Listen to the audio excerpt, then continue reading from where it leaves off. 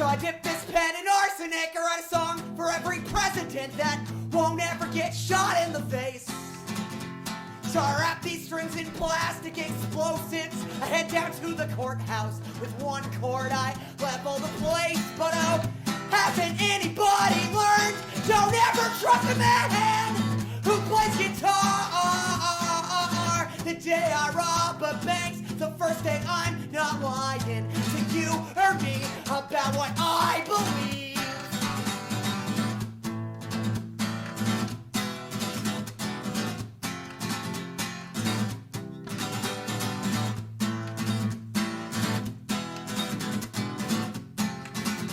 So I die, then let my gravestone read, rest in peace, funk, cause no pulse is no excuse not to dance.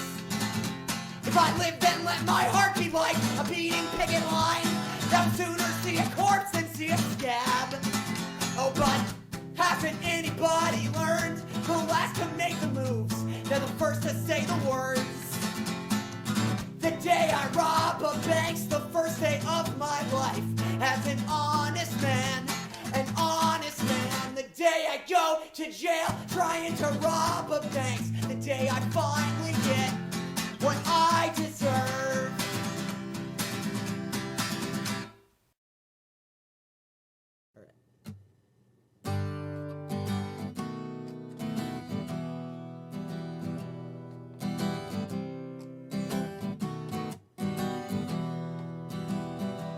Well, I've been working on becoming what I am in this bus terminal bathroom. And these days I dream like I live off trash and scammed Greyhound passes. Why don't I take a shower, you wonder? I guess what I can't smell, I just can't remember. So I'm doing my best to smell just like this basement forever. Forever.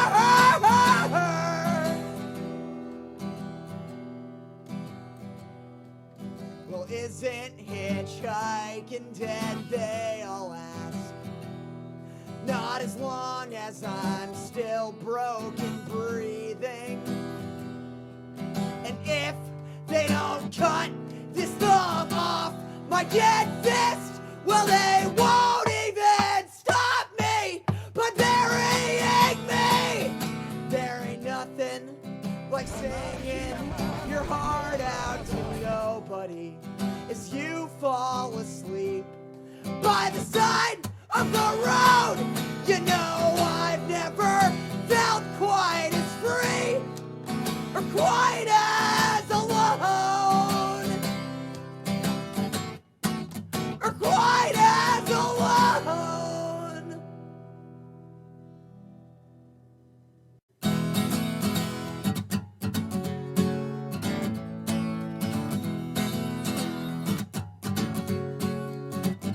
I don't believe in cops, bosses, or politicians. Some call that anarchism, I call it having a fucking heart that beats. I do believe in freedom and never giving up. Call my methods madness or call them luck. I do what I got to feel able to breathe. And if you quit your job, well, you can do a little breathing with me. A punk rock song won't ever change the world, but I can tell you about a couple that changed me.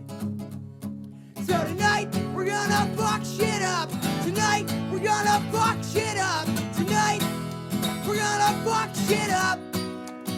So sing with me now. Whoa-oh, whoa-oh, whoa-oh, whoa-oh, whoa-oh, whoa-oh.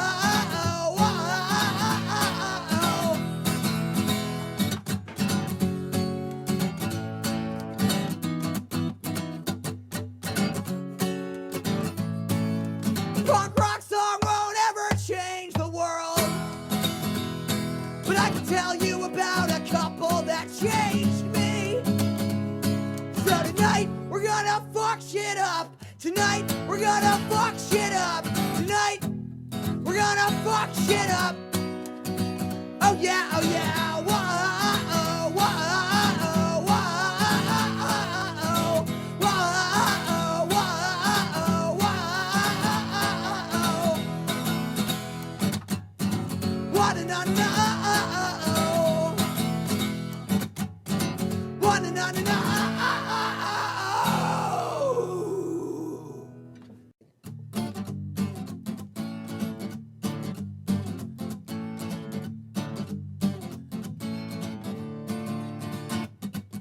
I hope that this voice of mine, well, it just leaves.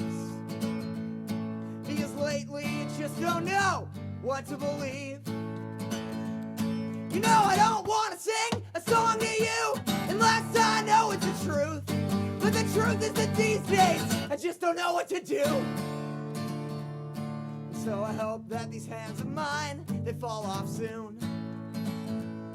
Because lately all they can strum is a lonely tune. And well, I think that you know as well as me that there's enough songs for misery. But what I need is a song that can give me a reason to breathe. Yeah! Just give me a reason to breathe. Yeah! Just give me a reason to breathe.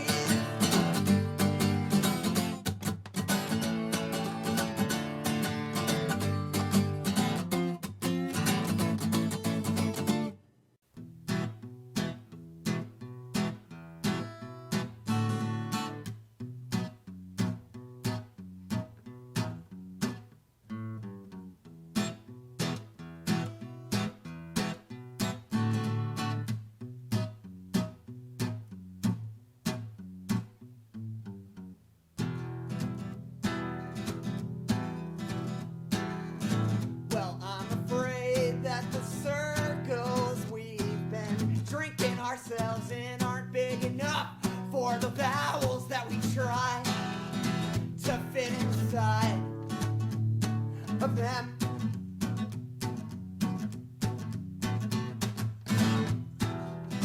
When I was young, I drank too much, and I'd be lying if I said I didn't feel so goddamn young tonight. Maybe too young to ask what's on my mind.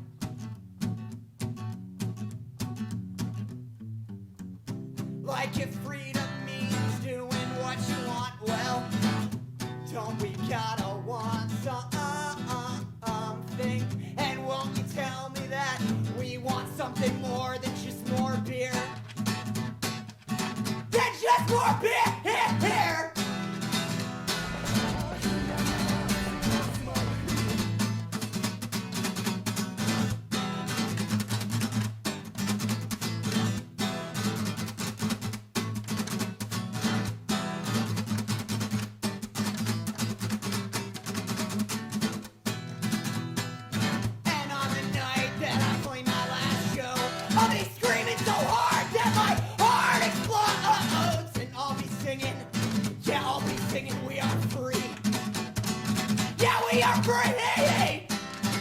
Oh, but won't you promise me that we won't ever forget what that means?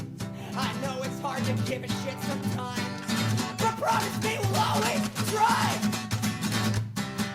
'Cause I don't wanna hate you, and I don't wanna hate me, and I don't wanna have to hate everything anymore.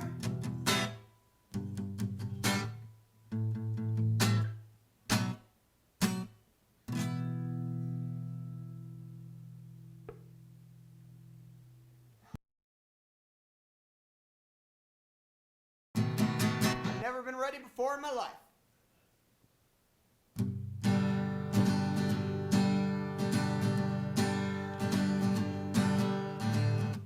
Tonight I'm an alley cat, yeah. More afraid of you than you are of me. But if you leave some food out on the porch, I might stay till there's nothing left to eat. I'd be sitting alone in a lunchroom in high school if I wasn't sitting alone at a punk show in Asheville. Hey, hey, hey.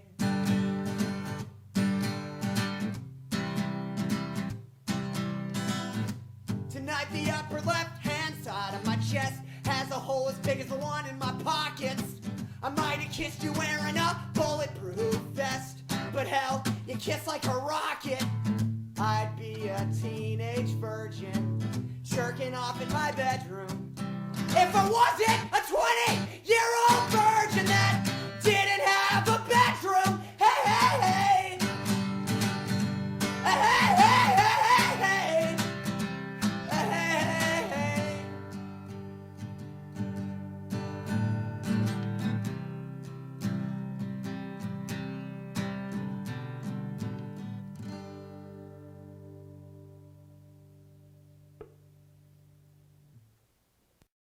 Okay.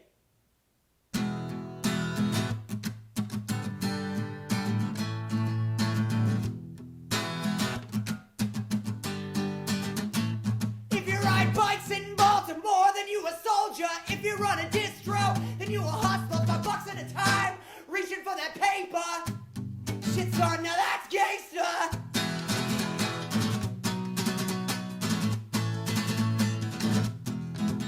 I got a fat chain, it goes around my bike.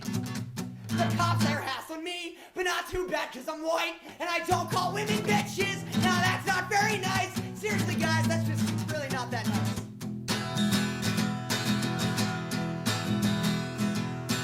Trash rules everything around me. Dream cause I'm hungry. Gotta eat, y'all. Trash rules everything around me. Dream cause I'm hungry. Gotta eat, y'all. Trash rules everything around me. Dream cause I'm hungry. Gotta eat, y'all. Trash rules everything around me. Dream cause I'm hungry. Gotta eat, y'all.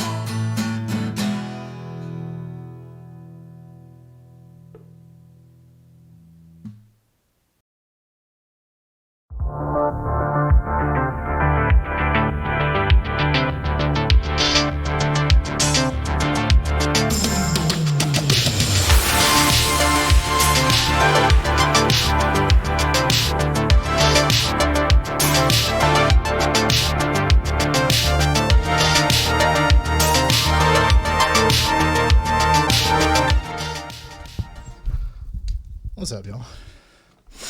Oh, Queen of the Peace.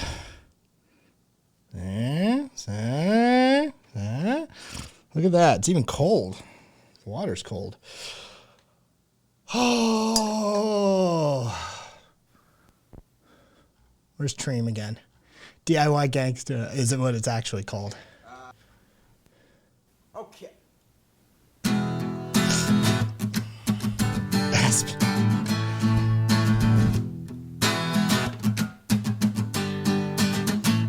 If you What's ride up, bikes Deirdre? in Baltimore, then you a soldier. If you run a distro, then you a hustler. $5 at a time, reaching for that paper.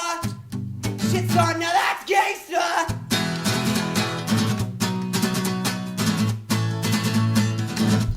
Thank you, Big Papa. I got a fat chain, it goes around my bike.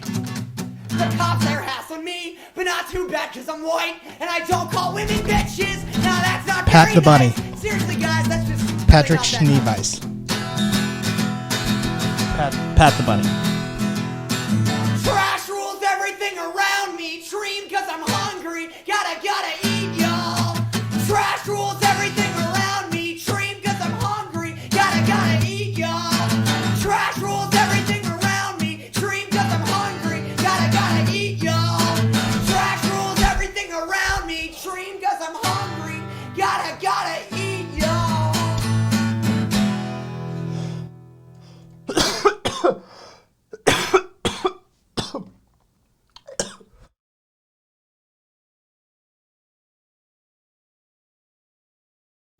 Caboose, why did you do this to me?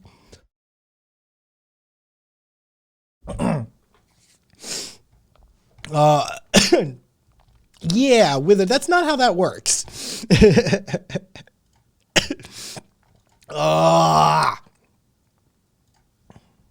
Because I crave suffering. I love that you're leaning into it these days, Caboose.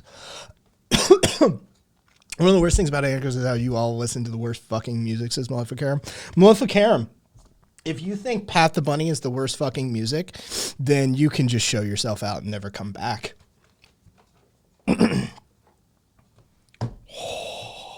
Shots fired. Shots fired. Yeah. Straight up. I will defend Pat. I will defend Patrick. He's not in it anymore. He's a Buddhist IT geek these days. I will fucking defend Pat. I swear I'm an angel. God, don't tell the nuns.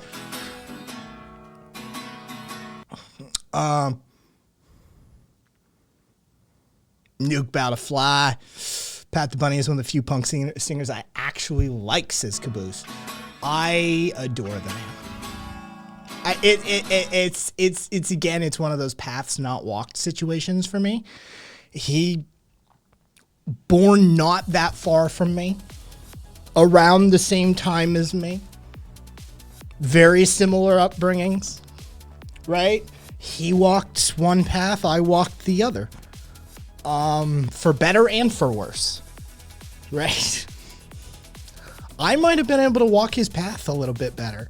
Like if we traded, I think if Pat the Bunny and I traded lives, we might actually have been more successful at what each other chose and be happier and more productive and been like, yeah, I don't have the addiction problems Pat has.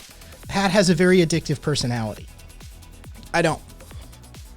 So, like, I would have been able to handle the booze and the heroin. Like, you know, I would have gotten into the scene just fine. And Pat, in his middle age, has chosen to be a Buddhist IT guy. That's where he's found his happiness. And so I look at my life and I look at Pat's, and I'm like, I sincerely think if we had traded lives, we both might be better off. But you'd be giving Pat your neuropathy? Buddhist IT guy. I think he could rock it. Not a physical job. He can cope, both mentally and physically. He's a clever dude. He's been through horrible shit already. Yeah. I'd be giving someone, I would be condemning someone I kind of love to a horrible condition. But, okay. I still think we'd be both better off for it. I don't know what he would trade for what. I'd love to have that conversation with Pat one day. What would you trade for what? But yeah, knowing what I know about our own personal predilections and natures, I think we could have successfully traded lives. It would be interesting. Either way. The fucking Dallas Morning News finally picked up opinion on cops. They all suck. Dallas Morning News. Look, that statement is informed by a lot of different experiences. Some of which most people don't have. Like stepdad's a judge. We owned firearms training facilities. I have taught firearms training classes. I have taken from the best. Yeah, I have a lot of different, and I'm an anarchist, and I've done street action.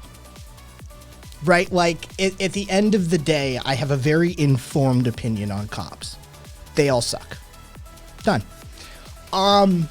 Anyway, Dallas Morning News picked up, finally, on the armed activists. The John Brown Gun Club. Fort Helm, I think it is. Either way, the John Brown Gun Club that showed up to the fucking homeless encampment sweep that was supposed to happen and said, no, this isn't happening. And the fucking cops just fucked off. The marshals fucked off. Everybody was like, whoa, we're out of here. They're like, we'll give them more time. That was what they did. They literally backed up and said, we'll give them more time to come to terms to further understand what we're attempting to do. And they immediately started the PR spin. They immediately started the PR spin. The fact was that they tried to sweep a homeless encampment. And they showed up with the cops and the marshal service and a whole bunch of fucking people to do it. And a John Brown gun club and a bunch of fucking other activists showed up and said, nut. They fucked off. Dallas Morning News picks up on this and says armed activists blocked Dallas workers from cleaning a homeless camp. That's unacceptable. That's literally the title of the piece. Yeah, Dallas, Texas, Texas in general, all for that Second Amendment till somebody they don't like uses that Second Amendment. Kvass, I literally don't know. I can't answer that question. So, yeah, Texas all for that. Look, all these places show their true colors when somebody they don't like, be it black people or fucking homeless people or anarchists or environmentalists. The truth of the matter is there's an in-group and an out-group with the guns in this country. They talk about the Second Amendment, but they talk about the Second Amendment the same way they talk about everything they talk about.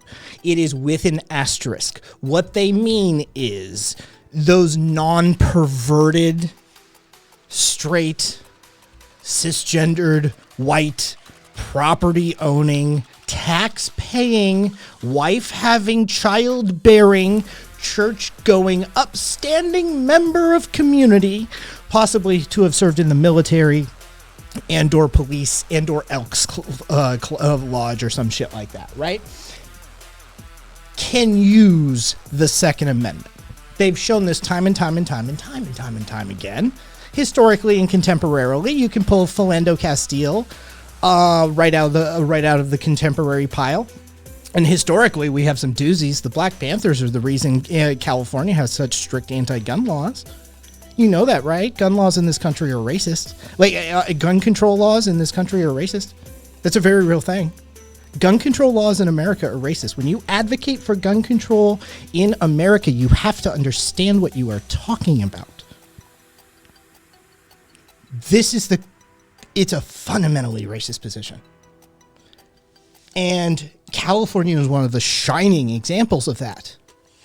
Second Amendment. Black Panthers, we're going to use the Second Amendment to defend our communities.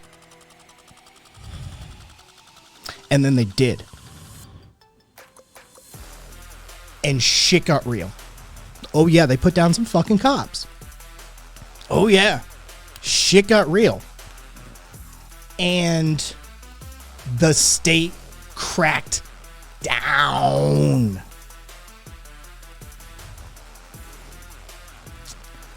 Ronald Reagan, suddenly in favor of gun control. The NRA signed off on this legislation.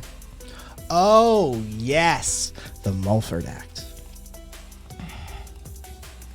Oh, it was a beautiful moment. It was a beautiful moment. I have minor hesitation. Yes. Okay. It was a beautiful moment. Everybody got to show their hands. Everybody showed their hands at once. It was racism across the board. When you hear people in this country talk about the Second Amendment, they mean white people. They do. That's the truth of the matter. The majority of the gun participation, activism, advocacy groups that exist are not only coincidentally happen to be majority, overwhelmingly white participation, it's intentionally so. And you can see that in the common instances where a black man can carry a firearm perfectly legally with all of the full documentation, everything done to a T, reacts and informs the officer exactly how he should, does everything that you should, literally ticked a 100-box list, basically, on the fly with a fucking with a cop on him, right? Nerve-wracking situation. He checked all the boxes, homie. He checked all the boxes. They lit him up in front of his daughter. Right? Like, they lit him up in front of his daughter. Where was the NRA? Where was the Gun Owners of America on that one? Where was the Second Amendment Foundation? NRA? Oh, fucking crickets from the NRA. You got a few people associated with some of the other ones loosely. The NRA should have been first and foremost. That was a by the book interaction. They lit that homie up. They lit him up. No hesitation. Right? Like that. If a cop can shoot you just because they know you have a firearm, that invalidates the Second Amendment. That's a fundamental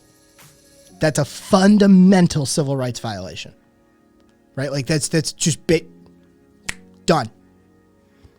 Every single gun group that protects the Second Amendment supposedly should have been all over that. That was a transgression by the state that was, I mean, every level of fucked. It was criminal beyond belief, right? And then fucking crickets. Fucking crickets. Are you shitting me? They should have been fucking suing. They should have been fucking... If you're the diehard group that they claim to be, what the fuck is that?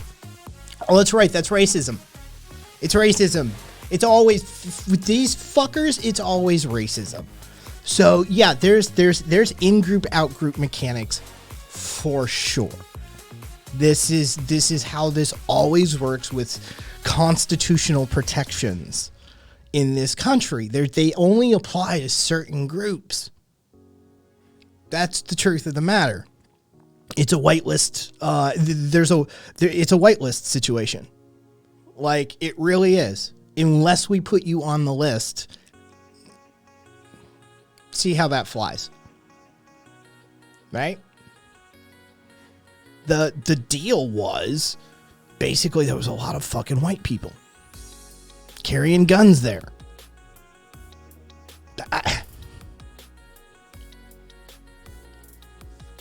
There was enough. There was enough. See, this is the thing. This is the fucked thing. This is the kind of shit that it's so fucking weird. Americans speak another language. And part of that language is carrying guns. And you have to know who has to be able to speak as what in what way and what guns you should carry when you say or act. Like, there's literally a political language surrounding guns in this country that just sort of dawned on me. That there's truly... It could be analyzed in that very way. That there's literally a gun language in this country. And there's like a subtext to who carries when and what they're carrying and how they're carrying it and who they're interacting with when they carry it. There's statements that can be made just by changing a particular gun model out for another gun. Like, there's the aggressiveness of the statement based on what you're carrying. God, this is a fucked up country. Oh, this is a fucked up country. This is just common political speech.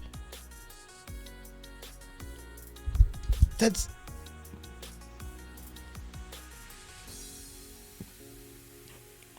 Okay. Great.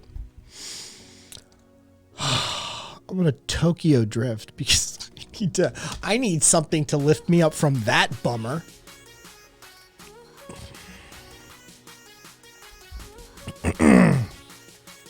It's like all the laws are catered to a certain... Oh, Jesus, that was a weird jump. Certain group, like there's a system that's... racist, a systemic racism, if you will. But that's probably just social Marxism, woke propaganda. Amorous, I have no idea what you're talking about. None whatsoever.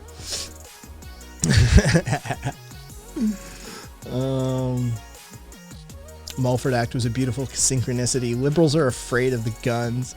Conservatives are afraid of blacks, and thus they work hand in hand to strip rights from minorities. Yeah, you're right. You're right. It's kind of like the war on drugs. People act like the racism isn't implied as if it wasn't obvious the whole time. Oh, literally a white list. Yeah. Exo, actually, I just got off a fucking giant rant about how gun control is racism and how all of the groups that advocate for like basically all of them advocate for Second Amendment rights in this country are like implicitly racist. And it just sort of did a historical and contemporary rant comparison. How absolutely nothing has changed. And now I just Tokyo drifted into this because I needed, after realizing that we use guns as political speech in this country, and that there's an entire subtextual language that can be conveyed with that, I need something different. So here we are. We are Z. Thank you to the haters for making me look cool again. Guys, they're doing the thing again. Oh.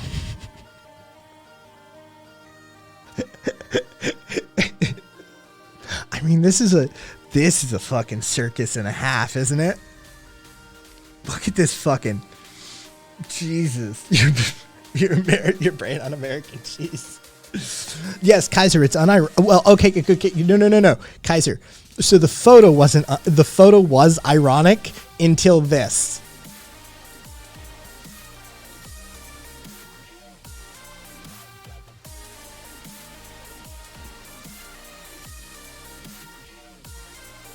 And then it became cursed.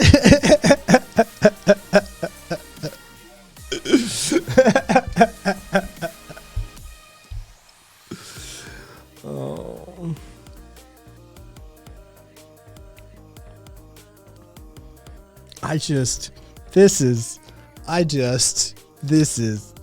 So here, I saw it. Now you get to see it.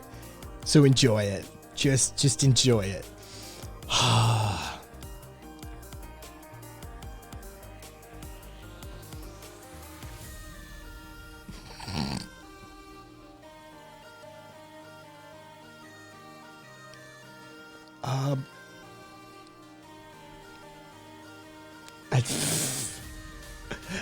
That entire thing is cursed. Now that I've cursed you with that, are you ready? Are you ready? Yes, left Karen. Yeah, that's when it became cursed. That's the funny part.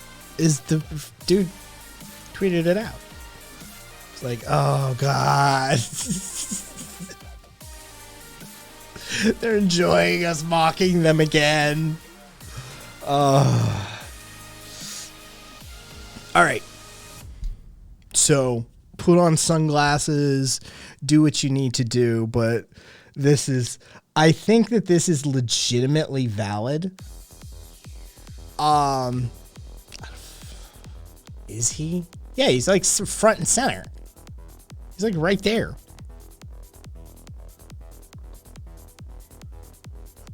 I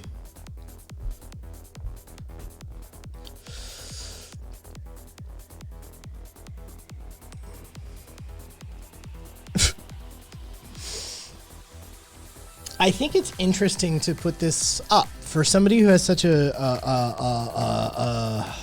tight control on their appearance and how they're perceived and the image that they put out into the media. I think when these sorts of images come up, it's not only worth the comedic value that it provides, and this image will provide comedic value. and horror. Shock and horror. I do think that there is actual press noteworthiness when Donald Trump is caught on camera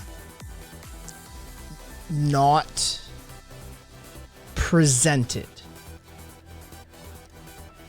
He is very knowingly tight with his appearance to the public. He is a narcissist after all. Here's what he looks like.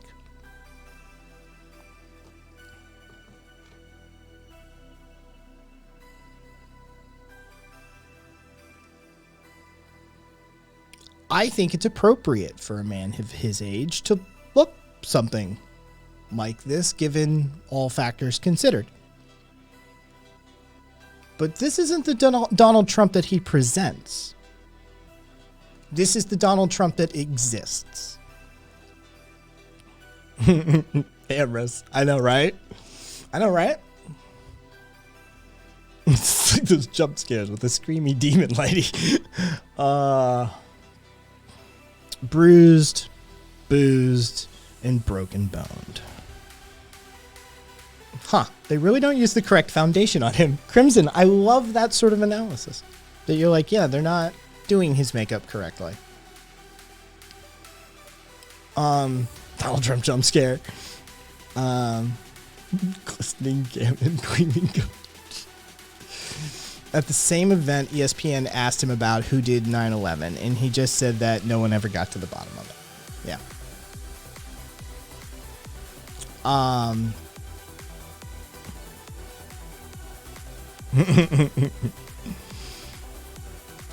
Yeah. Here.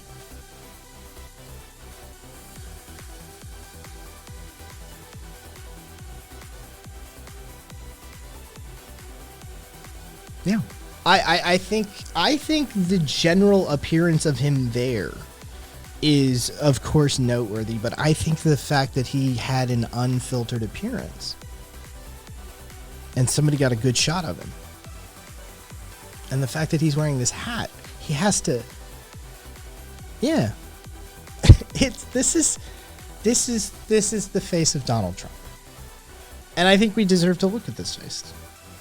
I think what he does is a visual lie.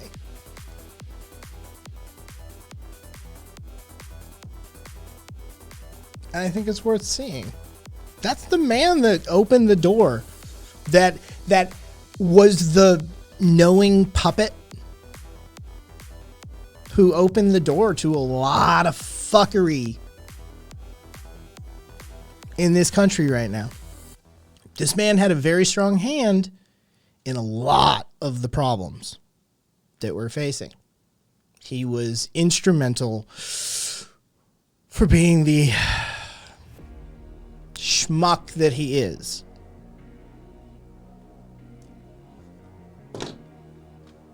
It's nice to see him for once.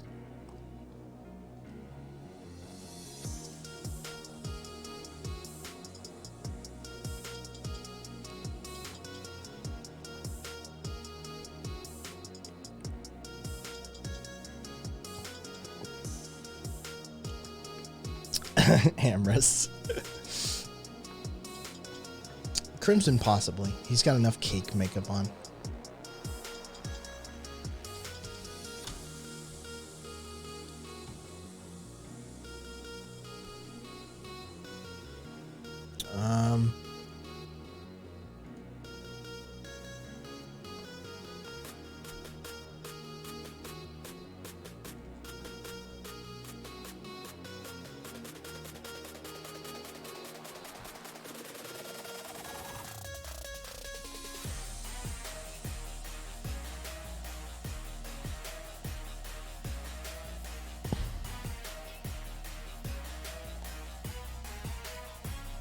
I think it's worth seeing. Oh, Biden's garbage too.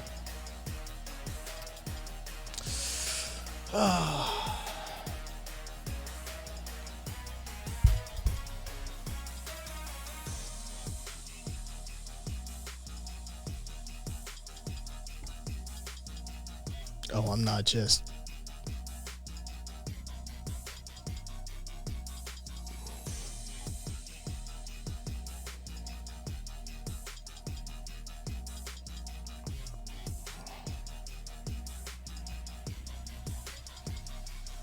Folks, as we fight pro-insurrection and pro-cop, bringing down gas prices is a big part of the job. You can't be pro-insurrection. Jesus Christ, what the fuck? You can't be pro-insurrection and pro-American.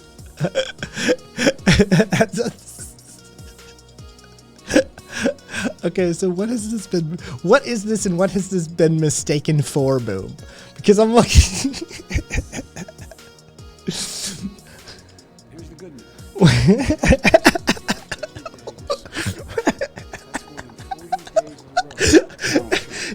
the fuck is this? Now have 40,000 gas stations in the United States.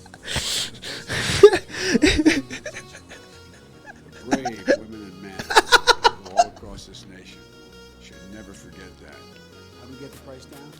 Well, the new report today It's so bad. It's so bad. Oh my god. All right. I don't know what it's. folks, as we fight. All right. Oh my god.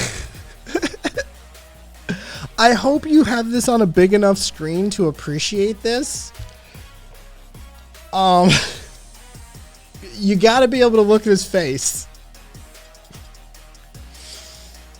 I don't.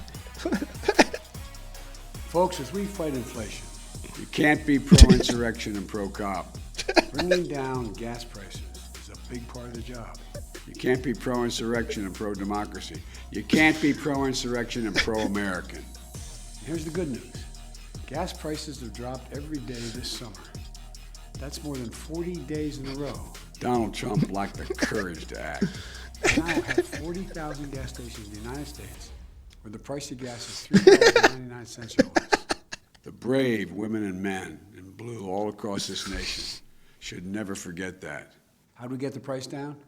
Well, the new report today shows that I don't know what it is. I wasn't even sure if it was the same person. That's the straight up truth. That change, that fucking first change here caught me off guard. inflation. You can't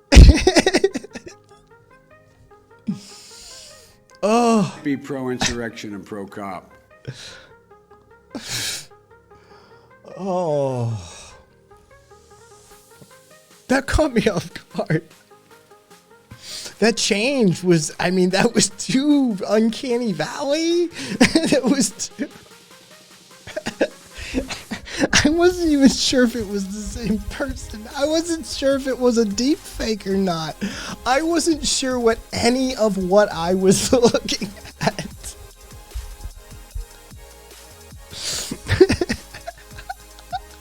Straight up. I legitimately did not know the nature of the media I was viewing. I was like, is this photography? Is this wait? Is this videography? Is this deep fake? Is this CGI? Is this mixed media? Is this manipulated? Is this a whole other guy? When it cut to that other version, I was like, is this a different guy? I didn't legitimately know what I was looking at any point in that entire thing. I was so lost. Oh my god.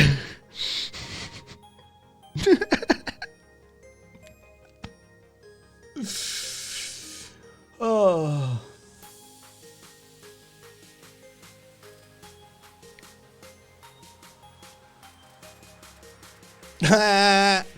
So non-binary, what are they, what's the... I legitimately didn't know. What's the outcome of that? Oh my god, that's the same Biden. I'm sure this is. I'm sure that Darren from Bewitched is the same guy. Oh my god, boom! Thank you. That was great. That was legitimately brilliant. I still don't know what it is.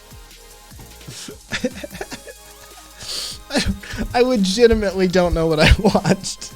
If it's just 1, 2. Oh my god, that video. I mean, it's just, Folks, as we fight. you can't. I'm sorry. Like, this is ridiculous. Look at this guy. Look at this guy. Inflation. You can't. Look at this guy.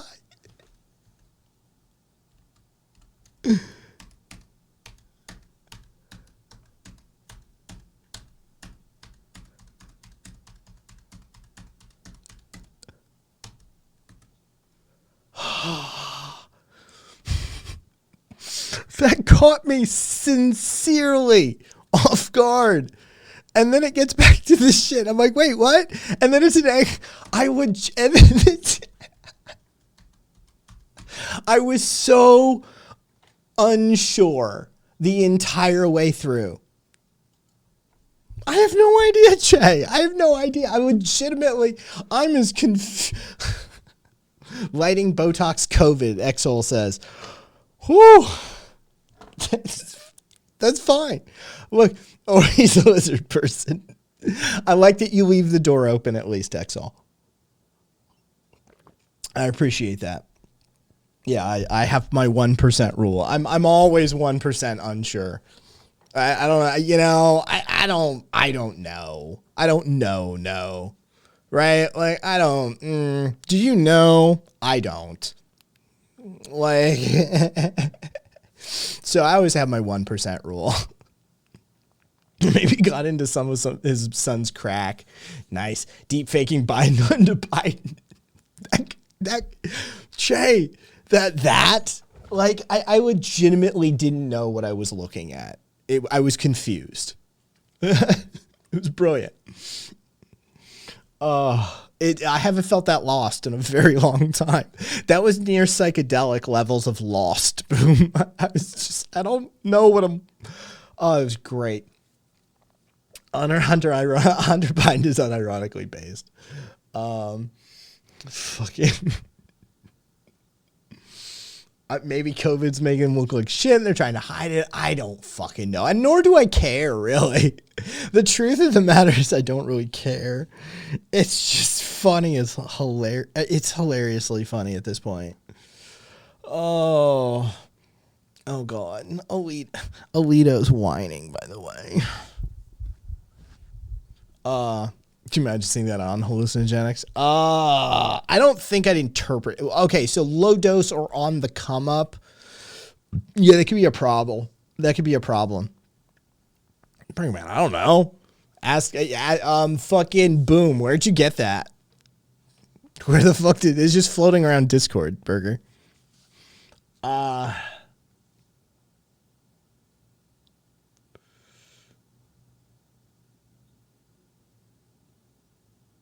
I don't. But aren't you? Wouldn't that make you not? Wouldn't it just make you straight? Right? Am I confused? But I thought it's real. Oh God, it's from fucking yeah. Oh Jesus. President Biden on Monday gave a virtual... Yeah, no offense. And for 3 hours. Oh, Jesus Christ. Yeah, it's real.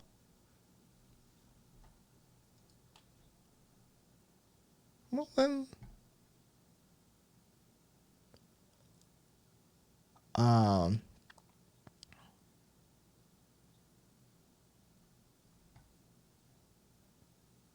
Yeah.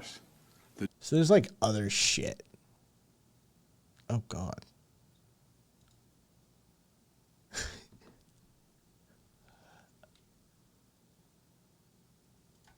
Stories. Hey, it's the Blacks for Trump crew. Always love to see it. I'm sorry, but this man has passed on years ago. That's a robot.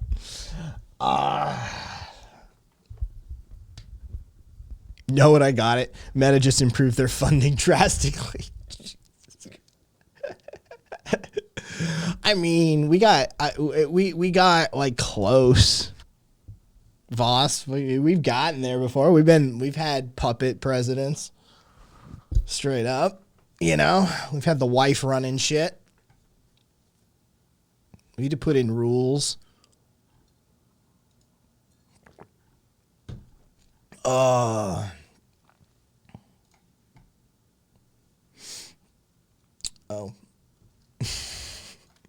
She dances with the devil.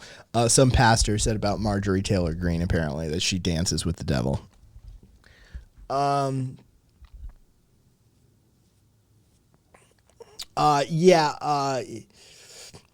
Alito's decrying the like hostility towards religion. That's what he's decrying what he calls hostility to religion in his first public remarks. Let's get him.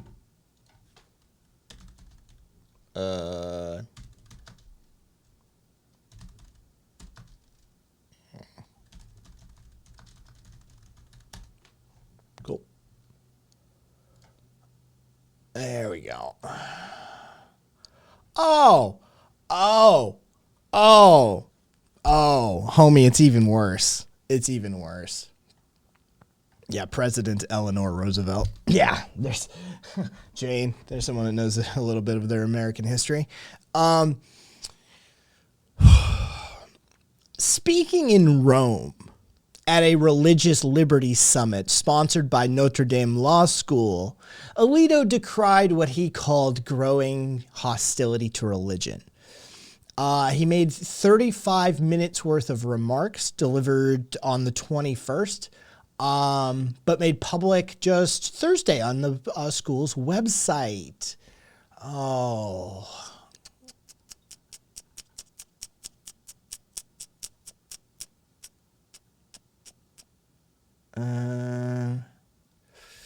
The problem that looms is not just indifference to religion. It's not just ignorance about religion. There's also growing hostility to religion, or at least the traditional religious beliefs that are contrary to the new moral code that is ascendant in some sectors.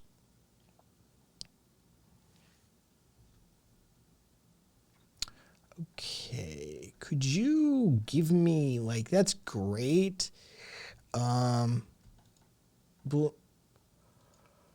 I love that when I click the Notre Dame Law School link on Bloomberg's website, it gives a pop-up, actually. Oh, you can't see my tooltip. The tooltip is company overview. Oh, and it goes to a company breakdown for it. Consumer discretionary sector. Its industry is consumer discretionary services with a sub-industry of consumer services. I love Bloomberg, by the way. I love it. Dude, Bloomberg is a window into that like fucked up just business brain because they don't front. They're just like, oh yeah, we're here. We're like pro business. Like, yay. Right? Like they don't give a shit. Like they just, yeah, of course Notre Dame Law School is a business. Why wouldn't it be? You know? Yeah, okay. So do we have that link? Yes, we do. And has it been uploaded to YouTube? It has. Has it only been viewed 10,000 times? It has. Okay. It's 40 minutes long. Keynote address. It's 40 minutes long. I'm going to put the link in chat so people can have it. And this is where one of our Supreme Court justices was in the heart of Catholicism in Rome, speaking on behalf of a Catholic, speaking at the behest of a Catholic university, probably, likely being compensated very well to do so, at which he spoke about how things are turning for religion, for a few moments at least. He spoke on other topics as well.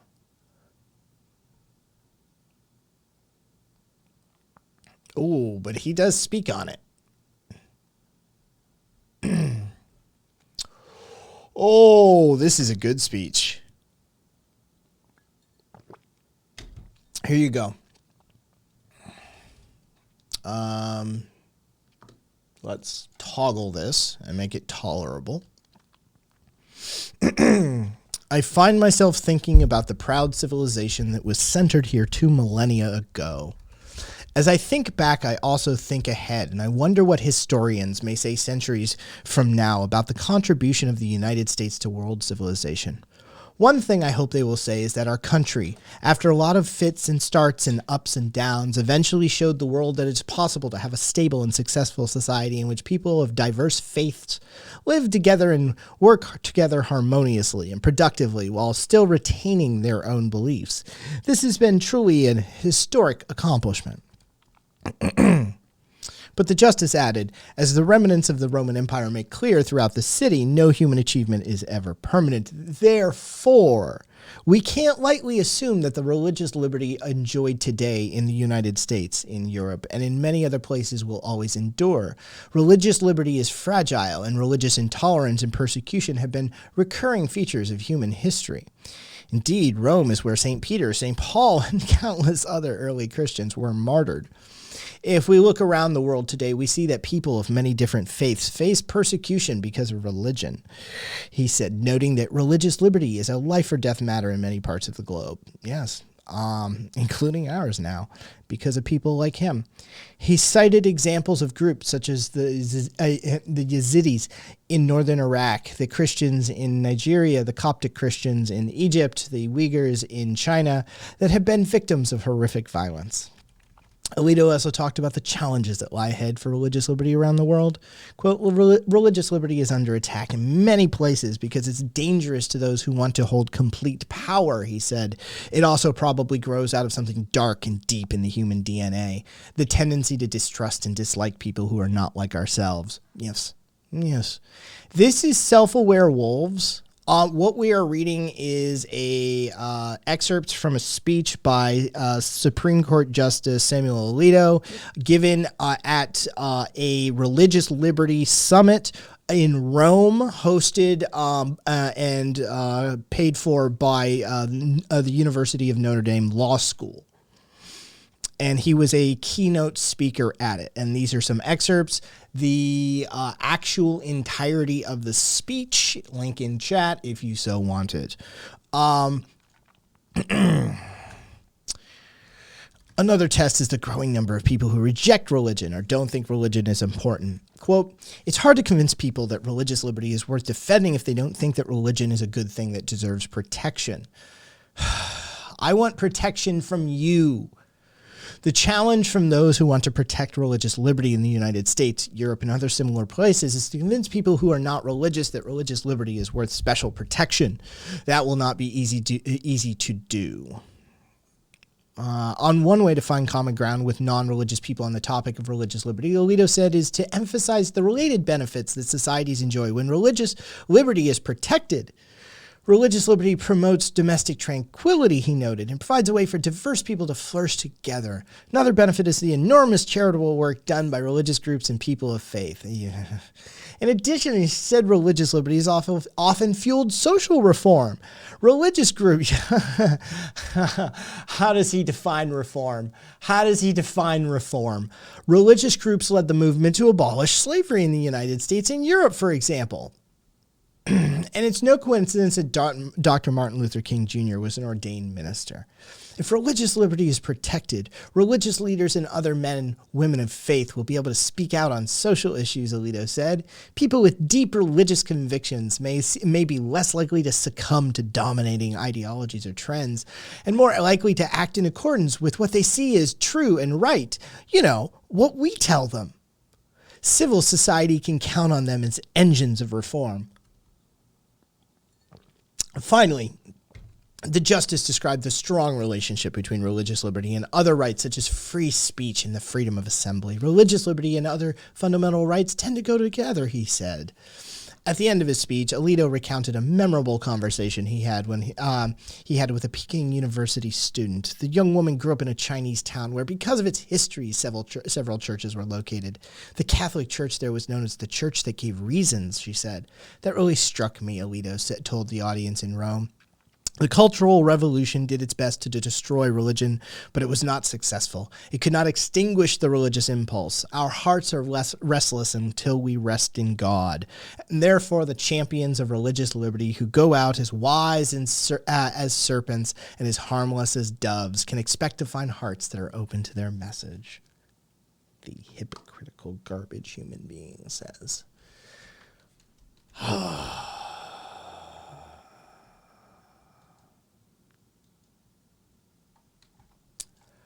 Oh, fun. That was fun. That was fun. That was fun. For sure. For sure that was fun.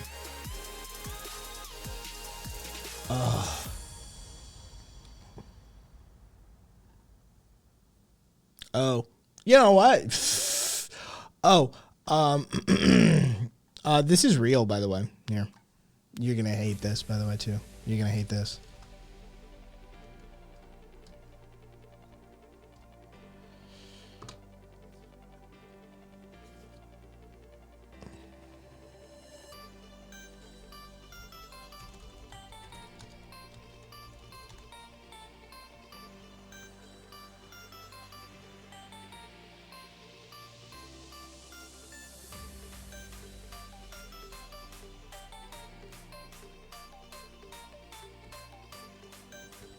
Why are y'all upset with Alito? Oh, for fuck's sake.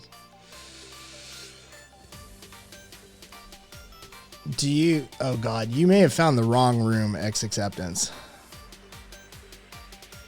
I don't know yet. Yeah, we're anarchists. These people are fucking hilarious to us. These guys are social conservatives who would do violence upon marginalized communities. They can go fuck themselves. Like, these are just horrible idiot people who usually end up operating the lever at the gas chamber or something like that. Yeah, these are the malleable idiots that do the footwork. And then they're claiming they're now a Nazi hunting organization, which is hilarious. Yeah, sure. Sure you are. Charlie Kirk says business is a booming. What fucking Nazis have fucking TP USA dealt with recently? Friendly fire. Oh, like what? You think TPUSA put that out to pretend that the Nazis who showed up to their conference didn't support them? That they were a false flag? Dude, that's hilarious. I mean, I love that they even think that they could float that. That, like, of course the Nazis were there.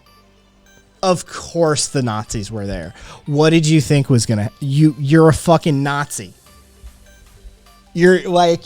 Dude, I get it. You're like, dude, you're like, these fucking idiots haven't gotten the message, right? Drop the fucking swastika, don the suit and tie, and then we can talk, right? Like, he's running a fucking long game here with different aesthetics, and these fucking inbreds outside don't understand, right? They're fucking up his game, right? But, like, what, do you think we're dumb?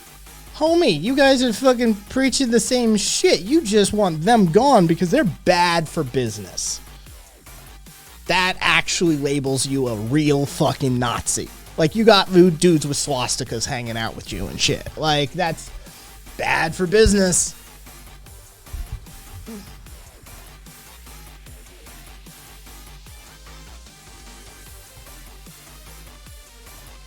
Ugh.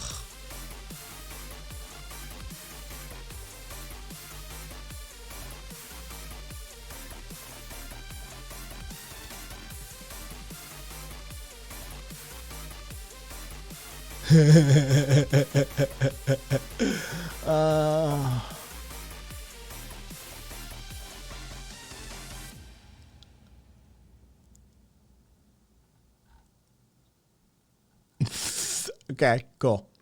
Yeah, we won't show them like that on screen. But yeah, that's fine.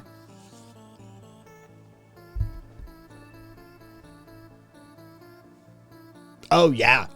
Fucking Dolly. Dude, Nazis and the fucking Catholics go back a ways. One could say that the Catholic Church was there for the birth.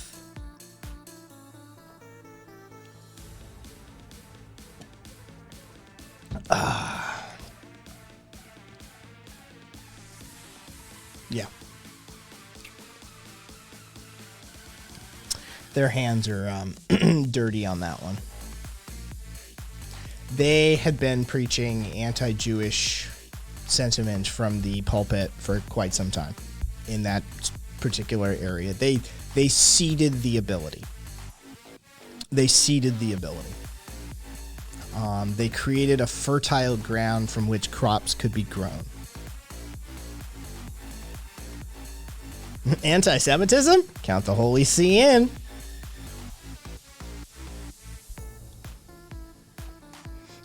Oh, Catholics. Yeah, Dolly. Catholics aren't welcome in many of the like hardcore sections of the South. They're not Christians.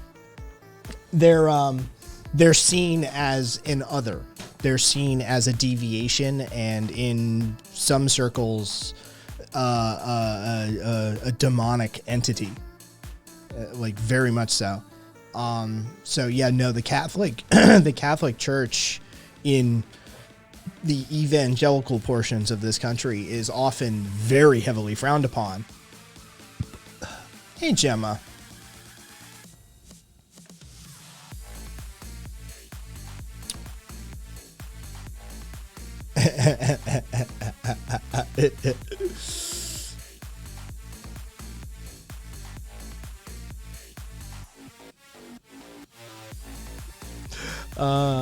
Did you hear some big conservative won't work with Ben Shapiro unless he repents for being a Jew? I did see that somebody, I didn't know who it was, but yeah, I saw that somebody was refusing to work with him.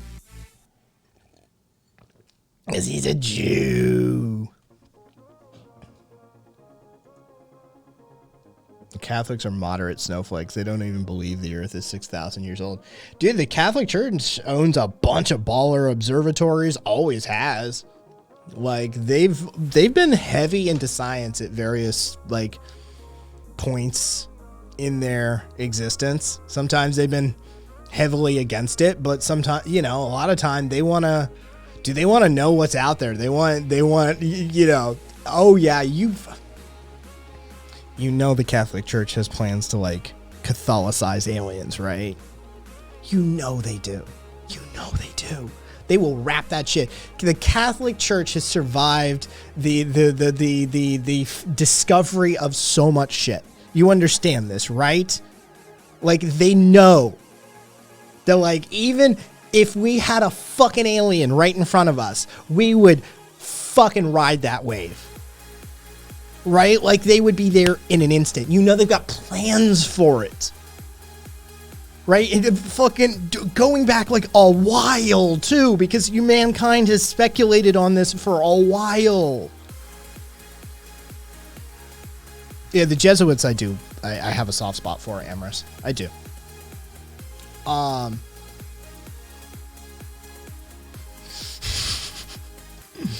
Oh... Papa.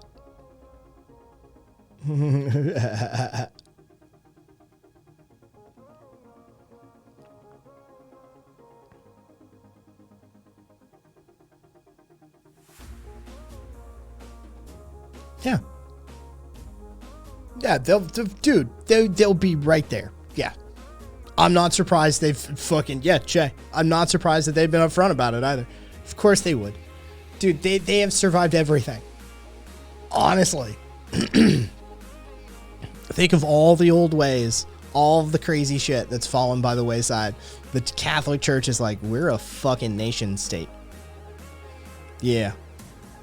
We fucking won. Like, we won. Right? Like, it doesn't matter Like, at this point for the Catholic Church, they're just coasting. It's like, Jesus Christ. They have a fucking, they're their own city-state.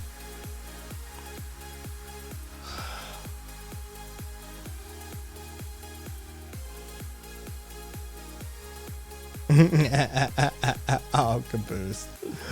Like everything else in the Catholic Church, information is not for the masses. Information is for the church themselves, and then the church decide what to tell the populace. I know, Amorous, one of my, like, I would love to get into the Catholic, like, secret archives, and just you don't even have to let me out. I'm good. I just want to know. I can die happy. I just need somebody in there that can help me. Like, do you have like an archivist or like some like crazy old dude that's probably 1,000 years old to do some like dark magic that y'all keep down here? Like, they can communicate this stuff to me, and then just whatever. I don't need to come out. Like, dude, you know, they've got their hands on some shit. You're like, oh, really that? Oh, it happened that way instead. Oh, interesting. Well, why haven't you told anybody this? Inconvenient at the time. You know, there'd probably be a lot of answers like that too, frankly, about a lot of the interactions of the church. It's like, why did you do that? It was inconvenient politically at the time to do otherwise.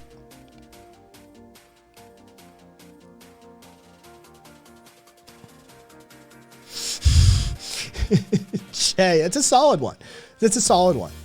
I enjoy a good conspiracy that you can dig your teeth into. You know, some like Atlantis level stuff. Like have some fun with it. You know, the Voynich manuscript is a fucking brilliant one. It's gorgeous, by the way. And yeah, like you could translate it using the Vatican archives. Oh no, the Vatican's fucking bullshit. I mean, you know, look, Jesus had a couple good ideas. Yeah, no, Jim, I'm okay with that. Yeah, no, I get that. That would probably be a part of the deal. It's like, you know, you don't come back from this, right? Like, that's okay. I'm pretty sure a couple of the answers that I'm looking for are probably in there somewhere. And I'm like, you know, if I get 2-3 answers out of this place, yeah, I'm done. Peace. Like, so it is that way. Fascinating. All right. Yeah, willing sacrifice. 100%.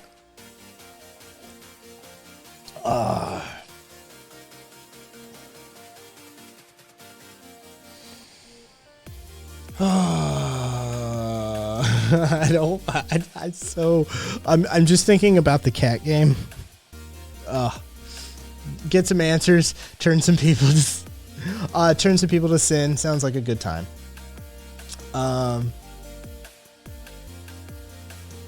Why would I watch Owen Schroyer headlining the Alex Jones trial?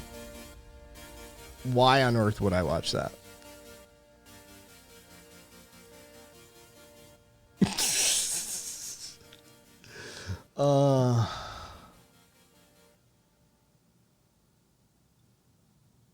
I'm good. I'm a fan of the theory of there being giants in the middle of the earth, just not a fan of the anti-Semitism surrounding it. I like the Hollow Earth stuff. It just gets weird. You know, people like, that's the thing is like those, you have to understand like conspiracy theories a lot of the time, like at least the modern incarnations and spins of them. Like they're just mythos, right? They're urban legend. They're a shared orative storytelling process, right? This used to happen village to village, generation to generation, right? Like these shared collective stories. Conspiracy theories have become that in a certain way, but there's always ones that are weaponized. You're like, holy shit, that's racist towards group, right? A lot of anti-traveler, you know, the Romani people. A lot of that shit. You know, you find in a lot of that like sing-song stuff from Europe. You're like, holy shit, wait a second, is that? Oh yeah, they're talking about them. Like, you're like, what the fuck? Yeah, so conspiracies have become that to a certain extent. And so like there's always going to be like some racist old uncle who tells his racist version of and you know, it can catch on. It can catch on. And so you can sort of like see that in the collaborative storytelling process that like online conspiracy theories are. As some racist dude latches on, they're like, you know, yeah, it's a global fucking aliens and, you know, and what's the Jews, you know. Yeah. It happens all the time. Yeah. That's just part of the collaborative storytelling process that humans have been engaging in since time immemorial. The problem is that we have a couple of tropes, and apparently one of the tropes is blame the Jews. So can we not do that? Like, it's a tired trope. You know how we all get burned out on a trope on like on shows and shit when everybody's copying a fucking trope, and you're like, okay, can we not do that now? Cool. I think that the blame the Jews thing has probably run its course historically. Can we stop blaming the Jews for everything? Dude, it is so I legitimately am shocked by how often people come in here blaming Jews for shit. I knew a lot of fuckers, like, but did the open anti-Semitism. 3 questions away is what I consider open, right? Like, there's so many fuckers that just come through here that are just like, blame the Jews. You know, coded 3 layers, big deal. We get to it. Jesus, it's a fucking trope and a half at this point.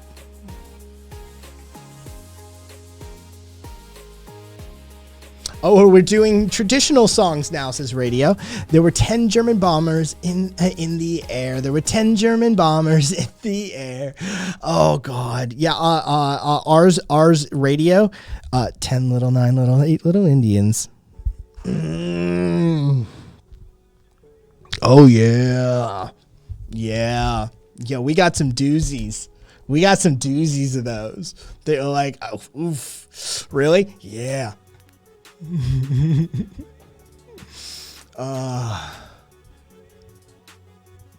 Jay, welcome to my video essay where I'll explain the anti-Semitic message in the 3 Little Pigs.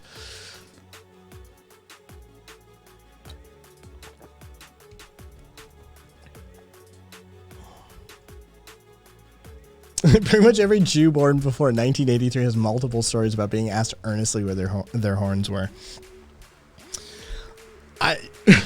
The South Park Jew Gold thing sticks with me. Where's your Jew Gold? God damn it. I know you have your Jew Gold.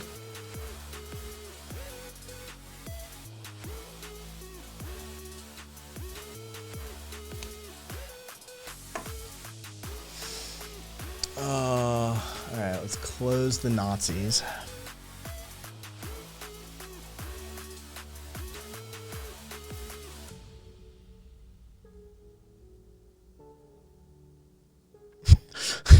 It's actually a fun nonfiction Amazon show called Hellier about a group of paranormal investigators looking for hobgoblins in Kentucky. But everybody there is like, there aren't any goblins. There weren't any goblins there, but there are aliens. The fuck? All right, hold on.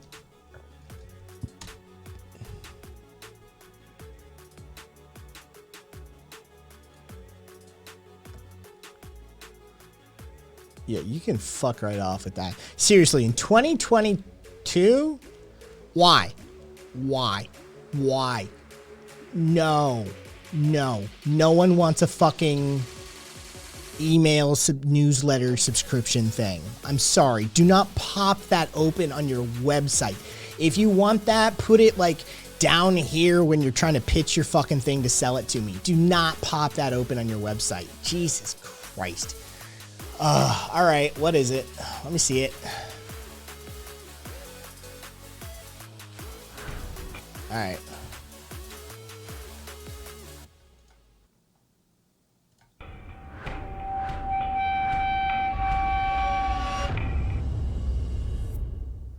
So this is, I'm gonna try my hardest to keep the narrative accurate because there's so much weird stuff that's involved in this. When did Jewish Satyrs drop? Jesus Canada. Christ. I went to check the email address, and there was an email in it from this guy who called himself David Christie. The email was about how these little creatures on this man's property in rural Kentucky were coming out of mine shafts and terrorizing his family. So my initial response to all of it was I was suspicious. For me, the first time that I actually stopped and went like, okay, this is legitimately strange, was when we got the pictures. I was like, I'm in, we're going, this is crazy, and never heard from him again. This place was totally dead. Tiny, tiny town. There's no cell phone service there. Middle of nowhere. Clearly it was like an old mining town. They had really one store, and it was the gas station, the grocery store, and the pizza restaurant. I'm gonna go ask about the goblins. It was not even half an hour, and there were like a dozen, 2 dozen people that had showed up. Everybody had some kind of story. For me, I've often thought that it was kind of egging us on to like you need to go back. You have to go back and start asking questions. We're going out to Kentucky, and we're gonna do our best to try to figure out what was going on. My initial mindset was that somebody was leading us on, and we were going to go out there and get to the bottom of it.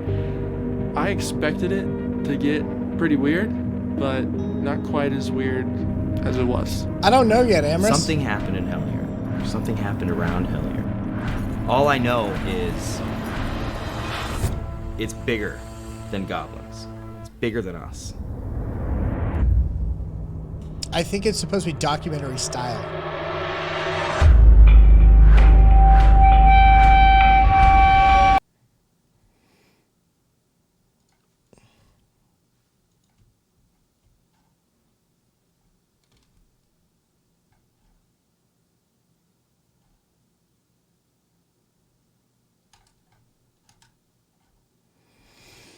Okay, so where am I?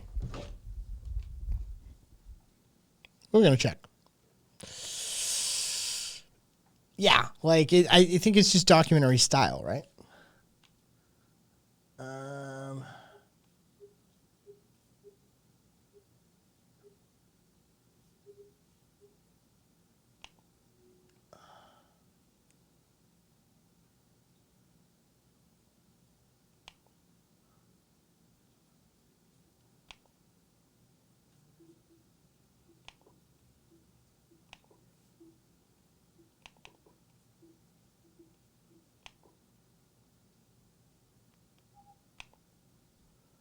All right. Okay, so it says season 1.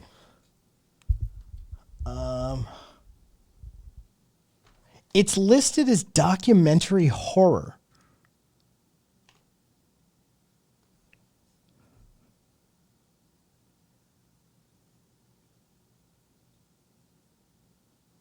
It's got some fun warnings on it. Substance use, foul language, violence. All right. Can I just watch it? What about season 2? What is that? There's 2 seasons already. Holy shit, what is this? Cincinnati? Parkersburg, West Virginia. Okay, so they go on the road in season 2. To some extent or another. Okay. Cool.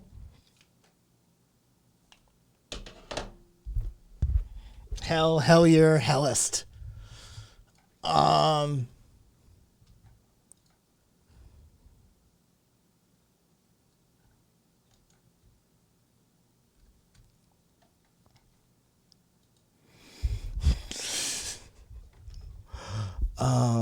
Notably, this is also a town that had a UFO sighting. Of course it is. Of course it is. Why is that not? Oh, it is. It's just at the end of it. That's why. Yeah. Okay. I'll give it a watch. This seems weird. Seems like it could be fun.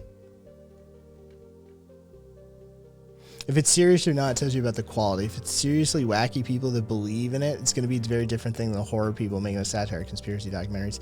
I know, Amorous, right? Like, I kind of want to know.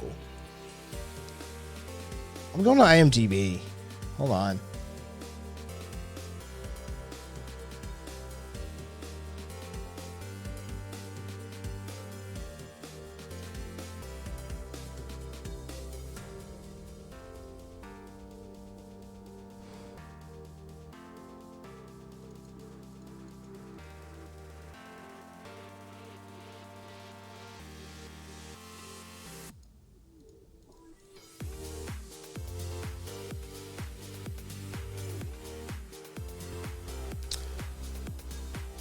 Okay, so it feels like...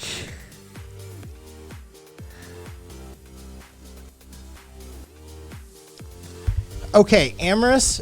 Okay, so it feels like based on the reviews I'm seeing on IMDb, is that what we're dealing with is a group of amateurish paranormal investigators who do a bad job by like connoisseurs of paranormal investigation shows. They're saying over and over, they're basically saying that these guys were unprepared to do it. They're supposed to be paranormal researchers, but they failed to perform even the most basic investigative tasks.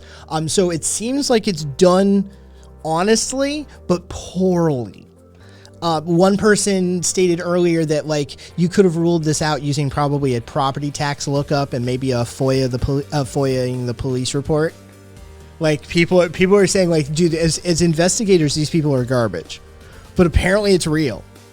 Like it's people who think something weird is going on, going out to attempt to film something weird going on and investigating it very, very poorly, apparently.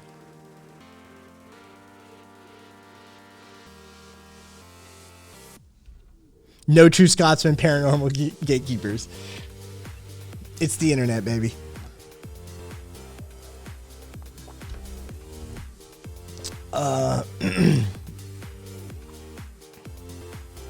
There's a lot of ones. There's a lot of ones. There's a lot of ones.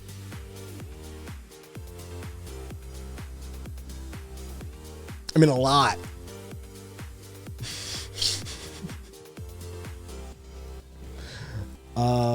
And they don't seem to be fun ones. They seem to be angry ones. Like it's fucking long, slow, painful, droll, drawn out, way over explained. You sit there and listen to this guy. Okay, so like there's, where way too much time early on, 5 minutes in, but no, we could have, grasping at straws.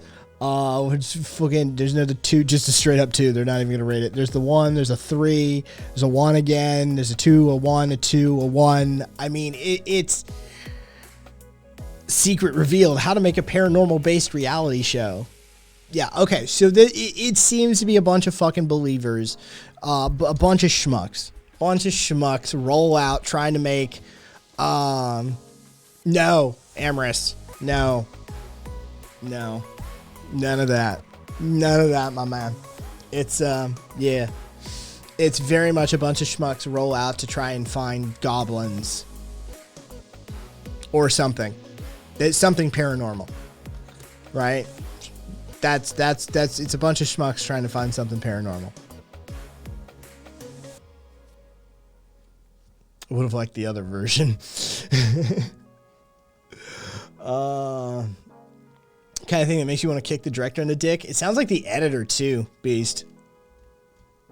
By the sound of it, like, yeah, director, editor, showrunner, somebody needed kicked in the dick. Like, there's a lot of 1s and 2s. I mean, there's a lot of 1s and 2s. I just clicked more. They're almost all, yeah. This is hellish to watch. There's nothing of note or worthwhile. Ultra boring. The only thing this show is excellent for, going for this show is its excellent post-production, lighting, presentation, sound. This has to be recognized. However, hearing the strange dark-haired goth girl utter weird and like weird will blunt your senses. The team is obsessed with coincidence and a dubious method. Involving putting a blindfold and spitting out whatever words come to mind. Okay, I might be in for an episode. This could be amusing for one time as we get old fast. But one episode I would watch. I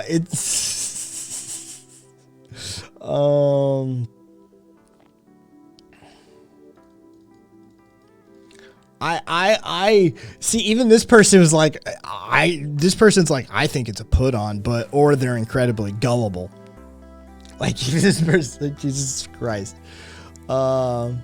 So that we weren't prepared in the trailer was also the review. Yeah, basically, Gemma, according to everybody, like everybody, like it's.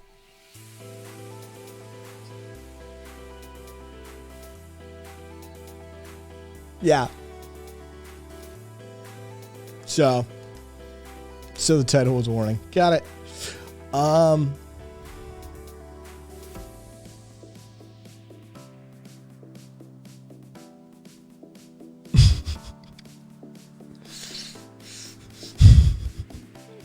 Frank, you're awfully Frank Drescher. You're awfully confident in your mockery, but haters like you are always the first to get murked by demons when you start rolling your eyes like a valley girl in the abandoned psychiatric hospital.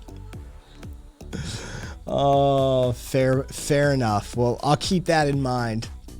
I'll keep my mockery restrained to all areas that don't involve abandoned psychiatric hospitals. How about that? Easy fix. Are there highlights on YouTube? Oh God, probably. Wrong app.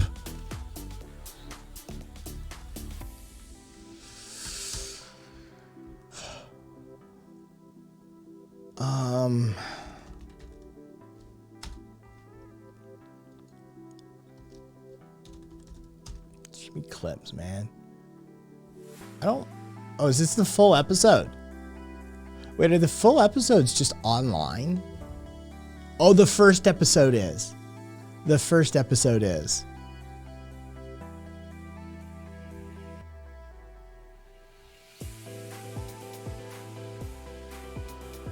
No, it doesn't look like anybody's made any clips or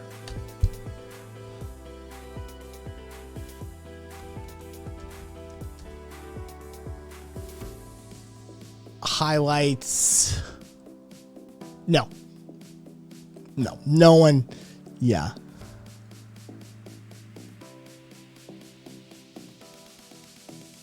Honestly, I'd pay to see Kai produce a show investigating paranormal investigators.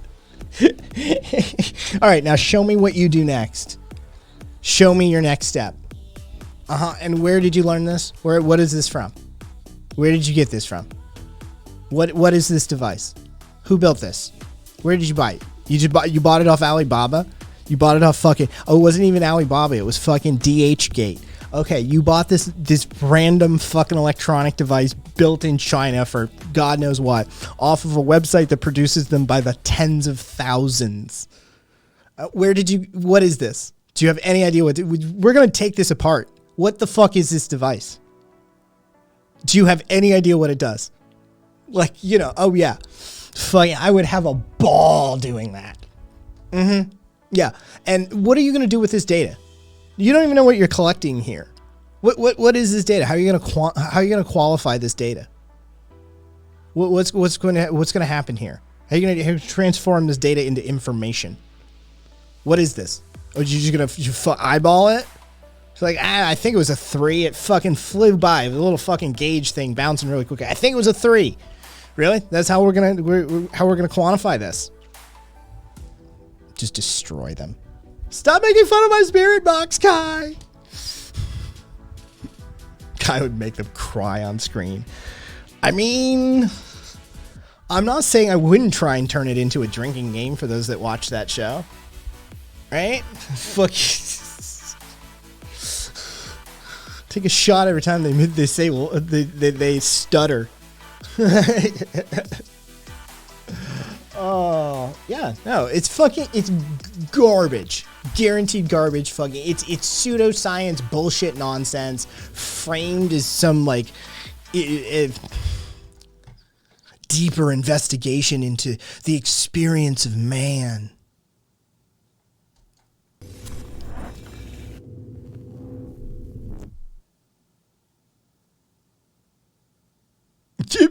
I love that people are just like here, sort of around here, and by here they're just fucking done.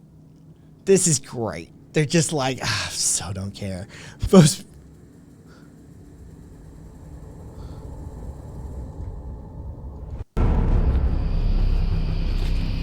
All right, what is it?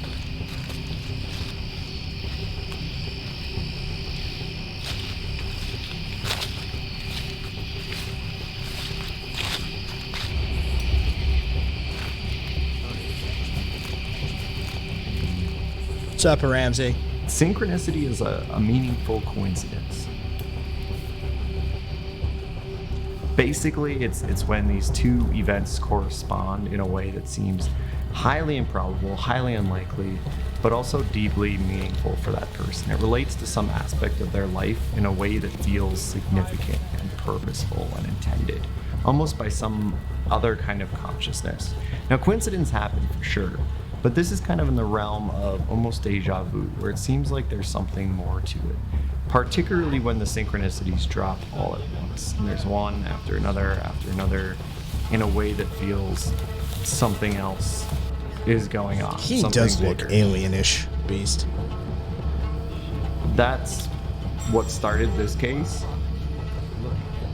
and that's what plagued us throughout the case. Nice, Ramsey. We're looking at a very poorly done paranormal investigation show, apparently. Not the show is done really well. Apparently the show part of this is done really, really well. The paranormal investigation part is apparently done poorly. But not like paranormal investigator people criticize this. That they're bad paranormal investigators. Right? Not like our criticism of its paranormal investigation, for fuck's sake, right? No. But it is very well produced, apparently.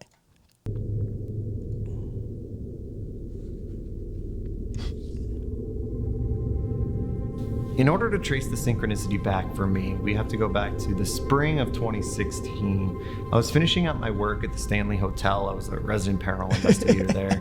I was shooting a web series called Spirits of Stanley. And the final public paranormal event that they hosted in April make people look bald? was the first time that I met Greg and Dana Newkirk, who run the Traveling Museum of the Paranormal and the Occult, a popular blog website called Week in Weird. And they're doing a ton of very novel, popular blog website, Newkirk, who run the Traveling Museum of the Paranormal and the Traveling Museum of the Paranormal and the Occult. Blog website called Week in Weird, and they're doing a ton of very novel, very interesting paranormal experiments in the broader field in general. We became instant friends. We kept in touch.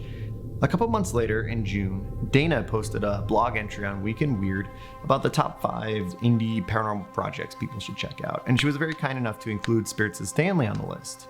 As I scrolled through the article, I noticed another post about the Euphemet podcast that Jim Perry puts on. In the article, there was an embedded episode, and that one that they chose was an interview with Greg. It's about an hour-long interview, and it was all about this very bizarre, strange case of these Kentucky goblins and these weird emails that Greg had gotten starting in about 2012. I didn't get a chance to listen to it that June, but I returned to it in September, and I got immediately enthralled in the story. Take us back to after you received that second message from David. He describes events that have pretty much left his family in terror, small... Okay, I'll tell you, it wasn't bothering me until you said that, Beast, and now it's driving me insane. Hairless entities and someone who calls himself Terry Wrist. I thought it was a good story, but I wasn't totally on board. I mean, anyone can write a great story. Was this ringing a bell with Kentucky? Was there evidence that there were mines that this was? The only thing that it seemed to have anything in common with was there were some themes that related to the Hopkinsville Goblins case that happened back in 1955. And in 1955, this family in this farmhouse was besieged by these tiny creatures that they thought were from outer space. I got about halfway through the episode, paused it, went over to Twitter, and I blasted it out.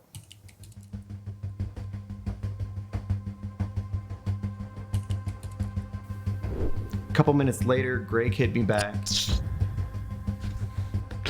I hate you. I legitimately think I'm getting a headache from this.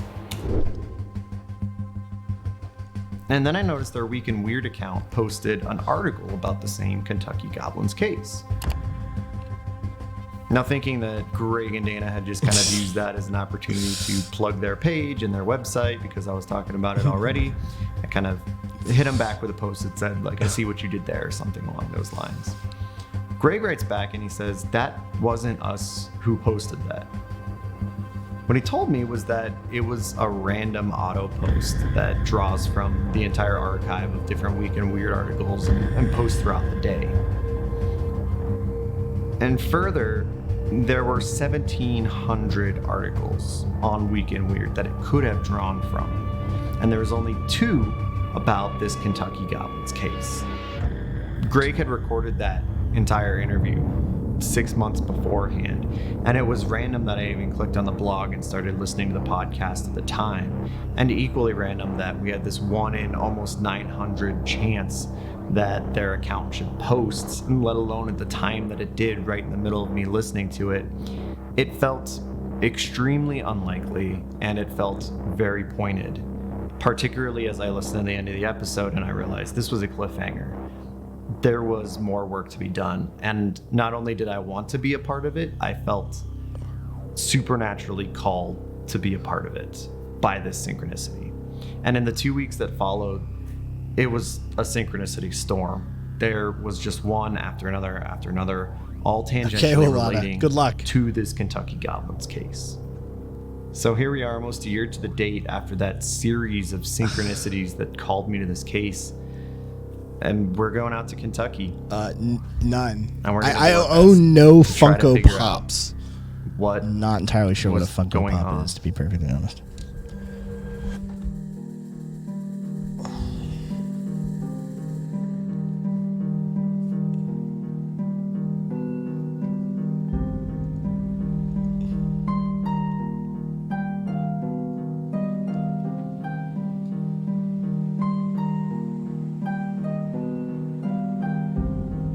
Oh, yeah, I see no point to those.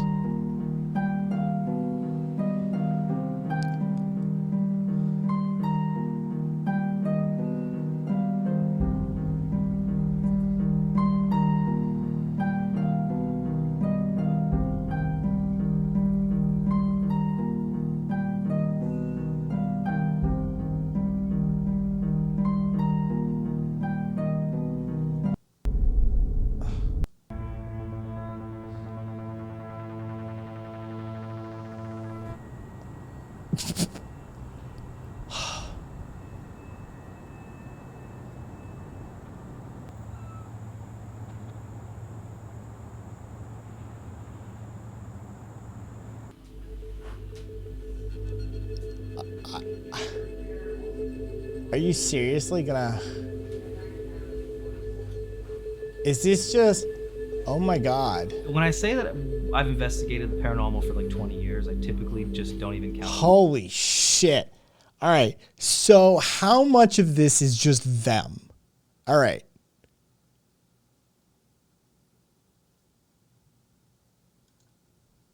Response to all of it was, I was suspicious. And I was kind of like, yeah, okay. Like, he would read me the emails and I'd be like, okay, goblins, sure. And then for me, the first time that I actually stopped and went like, okay, this is legitimately strange, was when we got the pictures.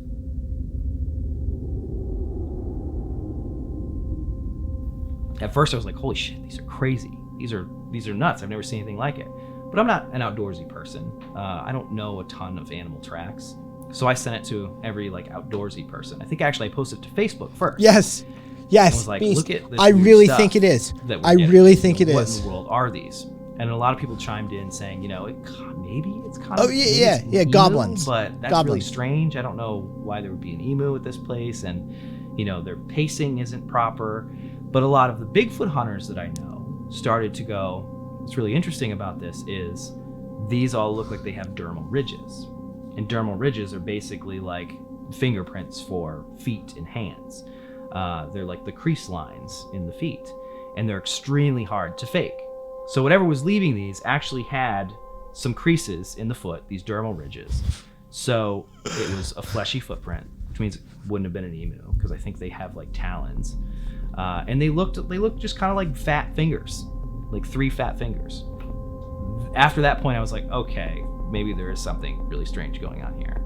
The emails were What's up, Nova? weirdly written, like, Is that Kentucky? they felt If it's Kentucky, then yes, you are correct. almost like it's strange going back and rereading them, because But this for me, this when I fucking do read thing them, they almost is feel So much more than that, yes. A little, like, there's something completely off about whoever's writing it. Like, it almost, for me, felt like someone trying to get us to go somewhere, and that was, like, setting off alarms. So, yeah, when we did get the pictures, I didn't lose that kind of fear that was, like, innately kind of already there. But then I was curious. So I sent him another email, and I said, yeah, okay, you got my attention. We're into this. How do you want to go about this? Because I was in Canada at the time. You know, going to Kentucky wasn't an easy trip for me. Why are we just can't? Why is there allowed to leave the garbage country noise immigration. in the background? So I told him we're definitely interested in doing this. You know, are you still going to be Needs there? more Are you gonna cowbell. take It pictures does. of more stuff. You know, I need something that shows how big the footprints are, because you can't really tell how big they are. And I think it was like 2 or 3 months later, he emails back and says, I had to flee the house. I'm sorry I haven't been in touch. I had to move my family out. Things just got too crazy. We just don't feel safe here. And he said, I'm going to be going back to the house. I will take more photographs if I can find anything else. And I'll do my best to show you how big everything is. I'll be there for like 3 or 4 nights. Because and conservatives I'm going back still to collect have all humor. of our stuff. I think it was with his brother-in-law. And sure you, enough, a couple days later, you, there's a series of photos coming out. You're cool. And they're the same type of footprint. I'm out. They look like they were taken somewhere else, but they had a measuring stick next to it. And it showed that they were like half the size of a regular human footprint. So they were tiny and they were kind of round. Like they didn't look like they had any kind of heel on them. And also attached were a series of really dark photographs that he claimed were of the creatures themselves that he had taken from his back porch. Didn't love that song. Like it doesn't. Yeah, like it's nothing. The right can't mean. These Like one of guys them we just are have to a throw out meme. immediately because you can't really see anything. It almost looks like a big round thing with two big black eyes, possibly. Sure, definitely. That's but what the it other looks like. ones. Yeah, I definitely see something with eyes. Like a fucking gray alien. One of them looked like the side profile of a typical extraterrestrial gray that you would see. Shoulder. How is Breen out of stock? Eye cheekbones. That one to me, again, it could be anything, but because that's like a profile shot of an extraterrestrial. That's what that looks like. And then the other one looked like something was leaning around a tree. And it was really hard to kind of make out what size it was, but you could see that whatever it was had a completely bald head, wasn't wearing any kind of clothes. It doesn't play It was on this kinda side. Weird, I'll get you your points back, whitish, but I yellowish finally color. Yeah. You could see what looks like a shoulder, like a hand, kind of reaching out. It's like, why is it glowing? I know. It's not Which even. was an interesting detail of the original Hopkinsville case, is they glowed. I was like, I'm in. We're going. We're gonna go check this thing out. We're gonna put everything on hold. This is crazy. You know, I have no idea what this could be, but if this Somebody guy's did it. serious, I don't think we're equipped to blow up a mine, but I definitely want to go check this out, especially if we can video all this stuff. And I said, yeah, that's it. We'll come down. We'll check it out. And never heard from him again. And that was That'd the be end. great, Gemma.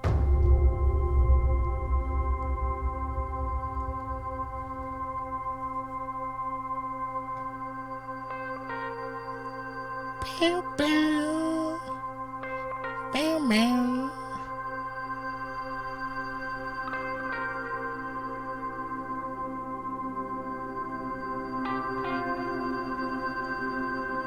Oh my god. So I posted this stuff to my Facebook page, and people were like just freaking out. We kind of unofficially put together what we called the Alien Cave-Based Task Force, which was going to be just a big group of people. We were going to go down, we were going to find these things, and we were going to figure out what was going on. And then I decided to write an article about it for Week in Weird. And it was one of those further calls where it was like, can anyone tell me? I just want you to remember this is a series that has multiple seasons. Something that sounds similar to this. Well, And has the 2 seasons. Has 2. Multiple. Only thing that we found that really kind of matched up with everything was an old sighting that happened in Hopkinsville, the other end of Kentucky, back in 1955. And in this case, it was an entire family. See, there you go. There you go. You wanted your answer. No, this is Hellier, and we should know. It's the fucking title. We didn't know what the fucking place, and we had no idea what the fuck going into this. At least I didn't. It's Hellier, Kentucky, and Hopkinsville, Kentucky. But the actual sighting that we're talking about is in Hellier, not Hopkinsville. And in this case, it was an entire family of people living in a farmhouse. I think there were 11 people. And there was a UFO sighting that happened. And it kind of was witnessed by police officers, one of the most well-documented UFO cases. Oh my God. Especially in terms of extraterrestrial encounters, because so many credible witnesses saw these things and drew these things and gave credible testimonies. 11 people in a farmhouse said that after this UFO crashed, not too far from their land, these little creatures that were about 3 feet tall showed up at the house, were looking in the windows, especially at the children, were showing up in the doorway. Probably Ramsey. Probably. Freaking everybody out, and they actually fired at these creatures. And they ended up fleeing. It was a media circus at this point. Tons of people were camping out in this family's lawn, trying to figure out, what these things were. They dubbed them goblins because, back then they didn't really know what to call them. These things, the only thing that was weird is these things had these big ears that the ones that this David guy, he didn't describe any ears on them. They just said that they just had these kind of ball round heads. But in some of the early drawings by the police officers, they looked like they were wearing goggles and headpieces. So those ears might not have even been ears at all. They could have been something different. And if you remove those and take them away, everything fits. They looked the same. They were interested in the children. They were terrorizing a farmhouse in the middle of nowhere in Kentucky, but it was in the complete opposite end of the state. So we thought, well, that's the closest thing that we can find to something like this. So there's a precedent for this stuff. There's a precedent for it happening in Kentucky. Sure, there's like 60 years in between them and a few hundred miles. Assumption it was just to sell the show. It was a sizzle reel. And they'd found us stuff that we'd written about the goblins. I thought, well, this is perfect. Okay, well, let's go see if we can find David's house. I mean, the town's not big. So we drove up this road, and there's a house sitting there on the left side of this road. Here's an abandoned house. This is so badly done. They're right. This is going to be the end of it. This is literally going to be the end of it. Jesus, the music. The scoring, shall we say.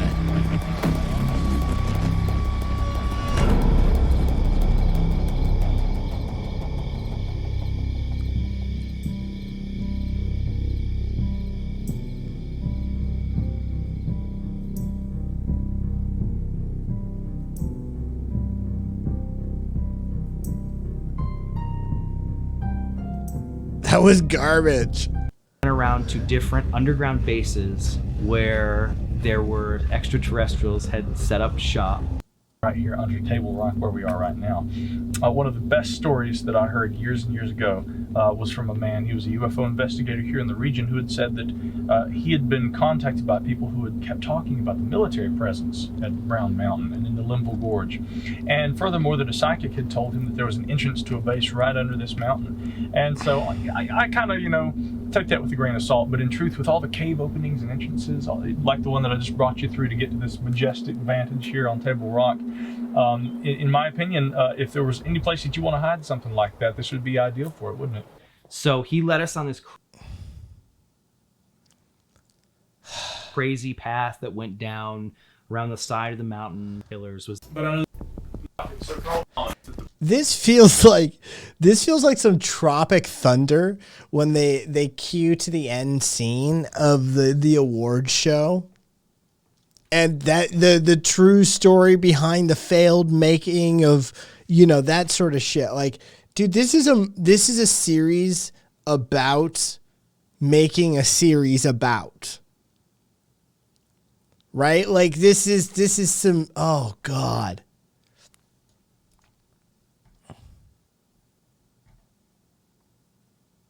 I figured out what the creature was. Oh my God. Kind of works too. It kind of works. It's the big feats, I tell you. A Ramsey, probably.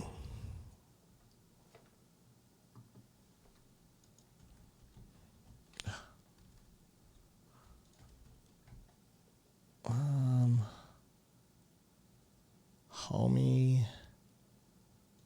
Code footprint. Maybe not. Monster hunters. The head of a creature that looks exactly. They're like slightly out of focus. You'd have to be able to recognize them. There's one that just says ghosts. Oh, I know, right? Gemma, make some shit up. Yeah, it's not quite in focus. It's like that. So, well, a little more in focus than that, but either way. Enhance! Actually, I could do a little thing with it. I could work with it a little bit. I could. So, yeah, that definitely is a possibility. But, no, I'm not going to bother. The Fat Guy Head Bust is too good. That was a garbage it was a good diversion. It was a very good diversion, actually, whoever suggested that. But that was a garbage show. That was a garbage show. Hey, Joe. Yeah, same with all that shit. All right, let's do that. Oh, God, Jon Stewart. Oh, his power is wasted. Jon Stewart standing outside fucking Congress calling them motherfuckers. He's like, these motherfuckers in here. Like, straight up. Yeah. God bless. I now need the name of whoever scored that show. Just look it up on IMDb, I'm sure. Right? Like, that's... Hellier. Bam. All cast and crew. Sound.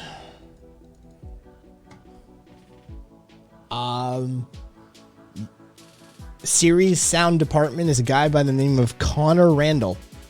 The only one listed under sound. Don't know if he scored it or not. Series music. Oh yeah, Connor Randall put down pieces for it too. There's like 4 people that like fucking did some music for it. Connor Randall is also the co-producer.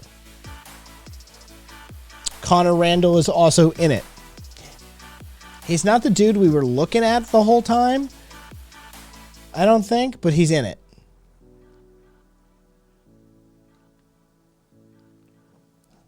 Yeah. So there you go.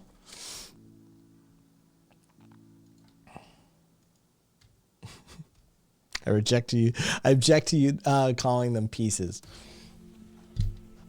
I mean, call it whatever you want. I'm surprised Newsmax apparently giving John some time on it.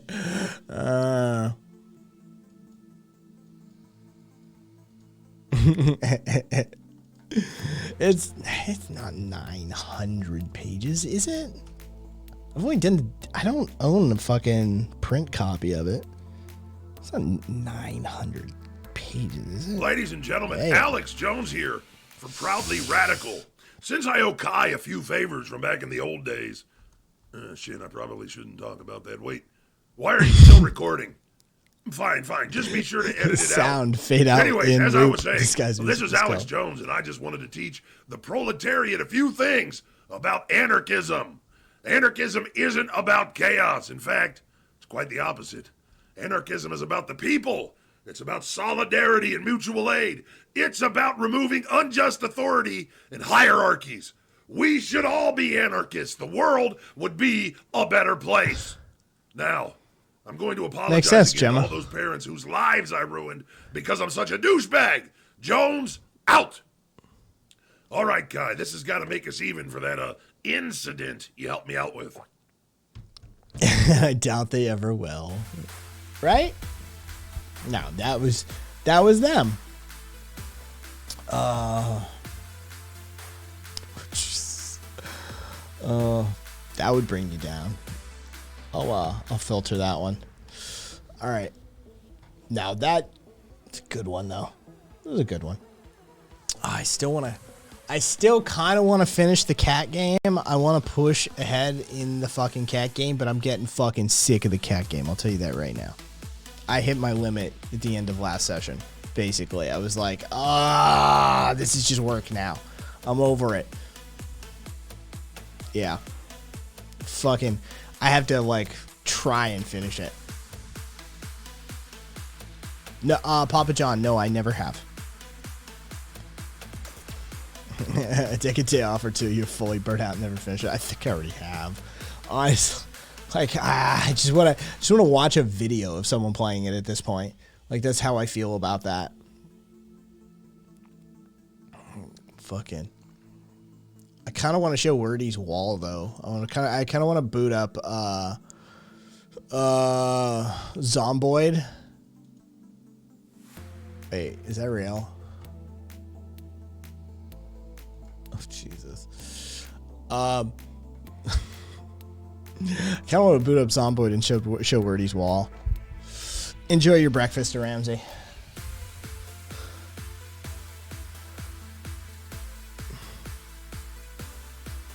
Oh, I don't even care about that, Frank. It's just, the game is empty. The game is fucking empty. The whole point is okay, you did your dystopia world, got it. But the whole point for me is I get to be a cat in that dystopia world, right? Like, they don't even let you be a cat well. Right? Like, that's my main complaint, is my primary mode of interaction with this world is mediocre. I mean, even, yeah, like, it's just like, can I hiss? I need a free run mode. Like, some assassin, dude, all the fucking devs came from Ubisoft Canada or whatever. Fucking, I need an Assassin's Creed free run mode. Right? Like, why am I just, all you're doing is pounding A and moving the stick. Like, okay, cool. I guess it's a sort of mildly enhanced walking simulator at that point, with mild puzzle elements included, I suppose. Yeah, pounding A. Like, it just, yeah.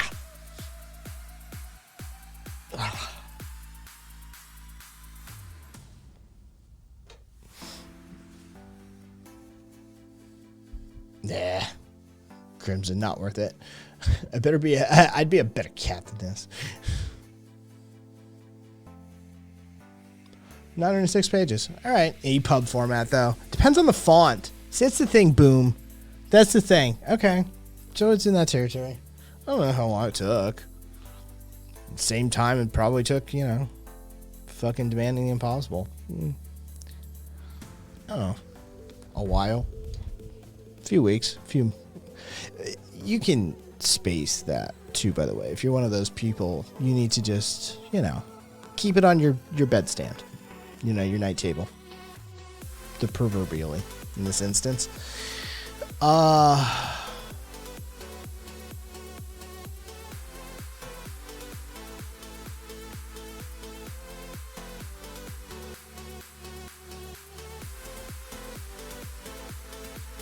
A Roman Catholic anarchist saying that the church is just. You can't be a Roman Catholic anarchist. It's not a thing you can do.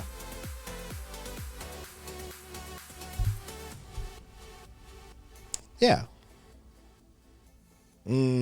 Fair enough, Ramsey. Fair enough.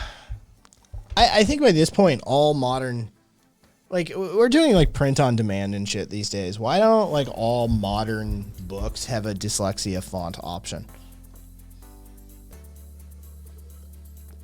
That should just be easy to do at this point. Christian anarchist? Sure. Roman Catholic? Yeah, no. Go fuck yourself. That's absolute bullshit. You believe in middlemen between you and God, and you're gonna call yourself an anarchist? I'm sorry. Fucking, and Roman Catholic to boot, not just Catholic, fucking Roman Catholic. You're like, hey, can I get more middlemen in this bitch? Yeah. Fuck all that. Oh.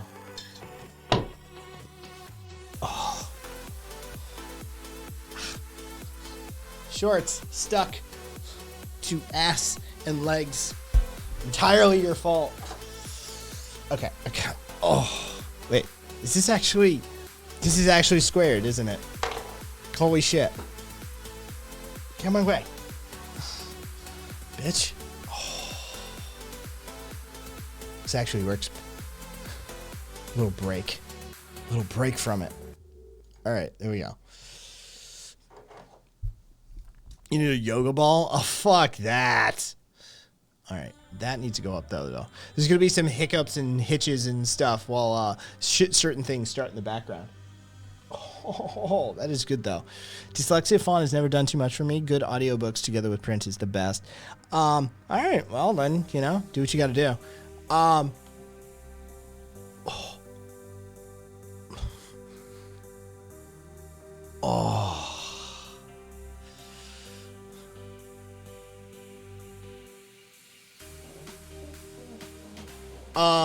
Frank, you've never seen a dyslexia font? What's the one that's hated? Is a dyslexia font. But there's a specific type, actually. Here's open dyslexia. There's a few different types of dyslexia fonts. I'll tell you that right up front.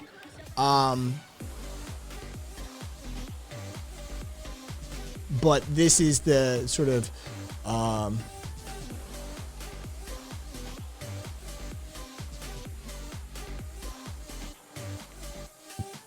this is dyslexia. This is dyslexia. This is a commercial product. Comic Sans, thank you. And then there's open dyslexia. And this sort of, for some people, helps. Yeah, and Comic Sans is supposedly pretty good with dyslexic as well. Dyslexia, dyslexics. Okay, cool. Good luck with that.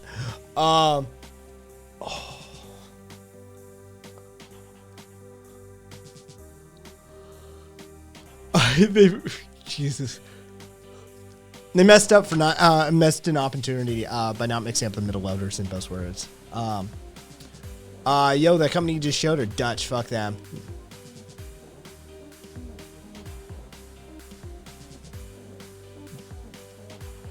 Oh, interesting, Ramsey. No, I should say. Okay, host, start. All right, starting that.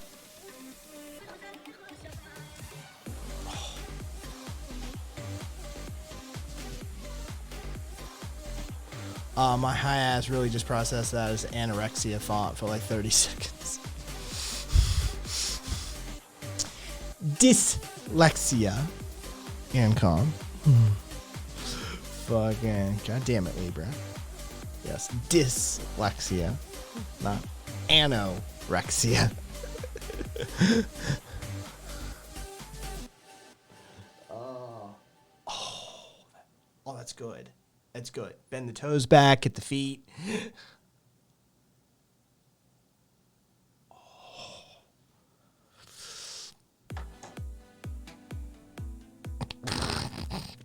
Whatever it would be, Frank, it would be very difficult to read.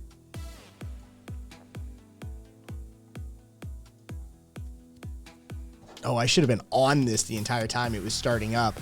Or else it does weird shit. Fucking Zomboid, man. Zomboid's a fucking glitchy ass game.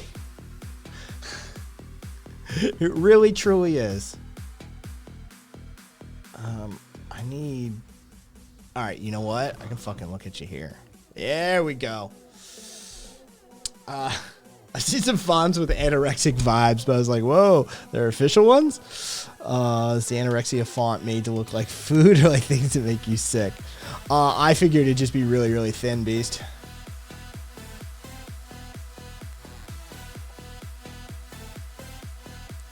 Yeah, very thin width and no capital letters, right?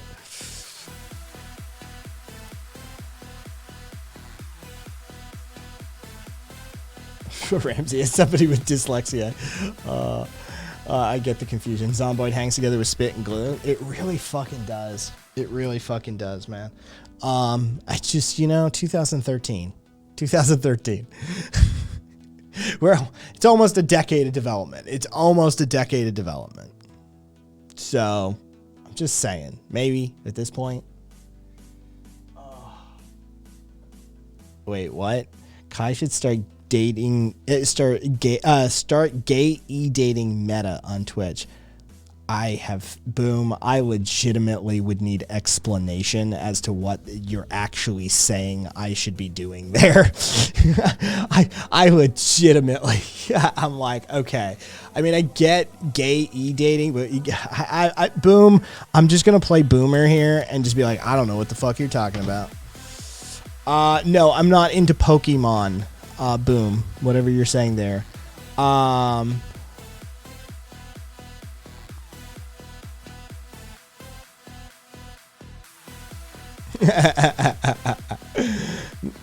appreciate that, actually, Frank. Does that just make the spaghetti code worse if you don't fix it and just stack shit on top of itself for 10 years? No, I don't know what you're talking about, Ramsey. I have no idea what you're talking about in that instance. For sure. No idea what oh, dude, it's not bad. Okay. One, it needs optimized. Dude, Zomboid needs optimization like fucking Africa needs food and water, right? Like, it legitimately is bad. It needs optimization badly. But it also, it needs like a whole new UI renderer. The UI will crash your frame rate. Just like if you have to have like a large amount of UI elements on the screen for any like the crafting system or anything like that. Oh, it absolutely goes to shit in an instant. So, yeah. All right, just toggle back to that. All right, it's got my character pro. I don't have to worry about it. Oh, welcome back to OBS. Jesus Christ. Everyone is doing dating now on Twitch, like bunch of guys fighting for one girl. Oh, that sounds awful. Yeah, that sounds awful. I don't know what that, I don't know exactly what, why use loops when you have go to? Oh, dear sweet Jesus.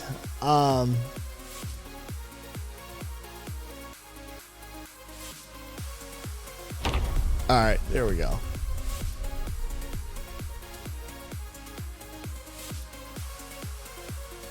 Everybody needs to see. Here. Okay. All right. So there we go. All right. So this is the compound. We have some storage. We might have some bodies. We have some gas. We have some semis. We have a couple of houses. We got some fucking stuff back there. Here's our main here's the main storage facility. You come in and there's lots of fucking guns and ammunition and stuff on the shelves in there. And there's more guns and ammunition and stuff in here. But this is Wordy's flag. Wordy insisted we bring this flag back because Wordy is a proud American and was concerned about the flag. We were raiding the gun store in the mall. Good night, Aka. Yeah, Wordy wouldn't stop talking about it. It was just one of those things. Night with her. So, yeah. Oh, gay mystery date on Twitch? I actually would do that. 100% I would host that. I wouldn't I'd host it. Oh, song. I carry 5 anarchist flags on me. By my heart in my chest rig.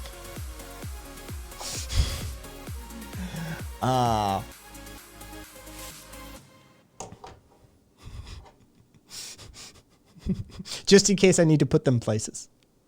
Just in case I may need to put them places.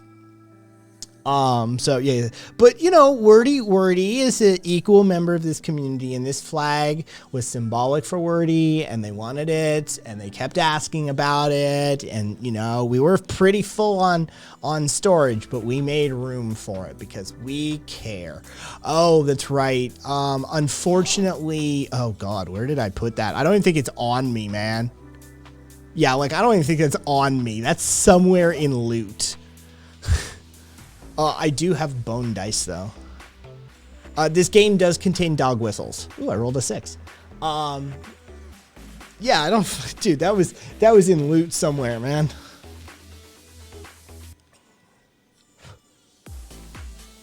So, how easy is it to have an exit involving fabrics and fire? Actually, pretty easy. Oh God, now that's in my fucking brain beast. Yeah, but we have a couple of fucking ranges. We have an industrial deep fryer that I can't hook up yet. But we have a fully stocked kitchen. We have a liquor cabinet in case anybody needs anything: vodka, whiskey, wine, rum, bourbon, fucking hell, even triple sec. And we have our fucking, dude, what do you want? We got like Twinkies or Plonkies. We got fucking ho-hos and fucking zebra cakes and fucking gummy bears, gummy worms and chocolate pie. We've been raiding candy canes and Jello. We've been fucking raiding everybody's houses. And also, you know, every, the mall.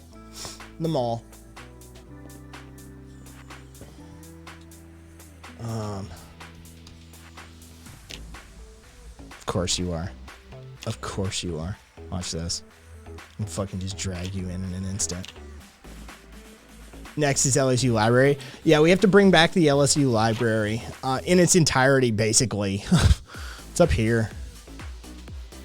We have to bring back basically that building. We already brought back that building. That's so, like, you know, compare that to that. Like, that's nothing. That's nothing for a looting run. It's nothing. So, there.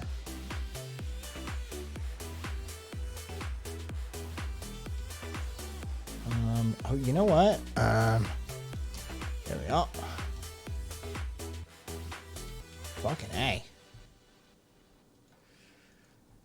Oh.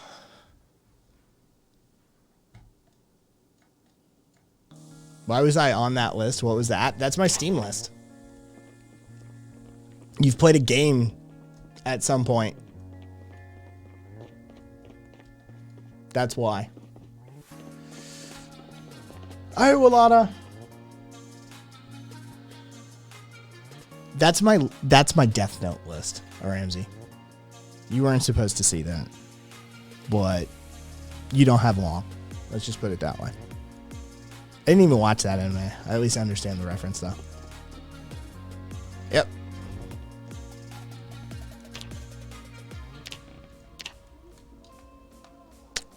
Sorry, man. You know what you did. You know what you did. Don't even try and deny it, too. You know what you did. Alright, what's Wordy been up to? Dude, we've got every fucking gun. Poor Wordy's just been obsessively organizing. Just so many fucking guns and so much ammo. Apparently we have like thousands of rounds of ammo, according to Wordy.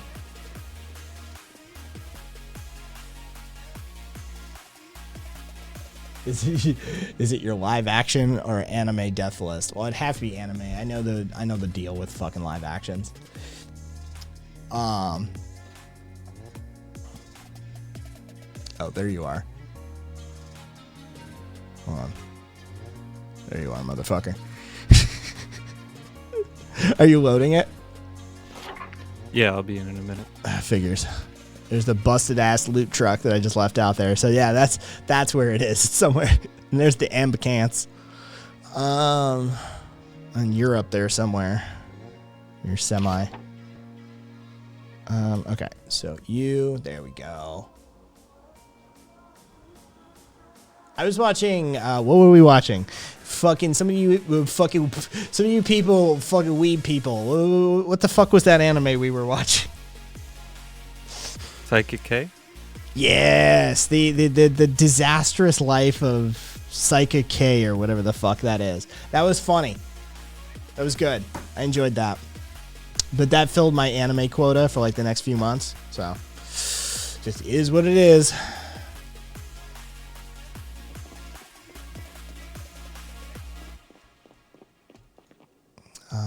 Jeez, we have a lot of fucking guns. Oh. All right. Yeah, it's gonna be... Dude, we're gonna need to, for sure, build some more in here for bookcases. A few. We have to fix the lighting, too. Because, like, the more we put those up... I'm gonna tear out this fucking window, too. And just put a wall there. Hey, there you are. Need a gay anime that's not made for women and not JoJo. Don't ask me.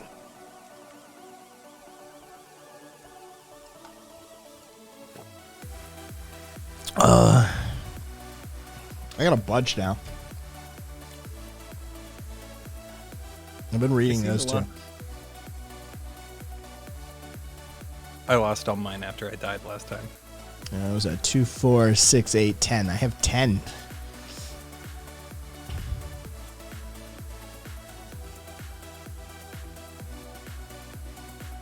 Since when is JoJo gay? Dude, JoJo's super gay. I watched like half of that first episode. Garbage anime. Hey, you watched about as much as I did. Fucking dude, I'm sorry. Whatever that is, it's not for me. That's not my aesthetic. Let's go for that. Oh, all right. That felt better. Get off my ass for a little bit. Ha! Hey, now you get my T-shirt. This is the feed you shall get. Bring that up this way. Bring that up this way. Oh, you know what? I could even flip it around. I bet. Is this? How far does this rotate? Here we go. Yeah. You know what? when you pay that much, you do actually get a couple extra features. It's like, all right.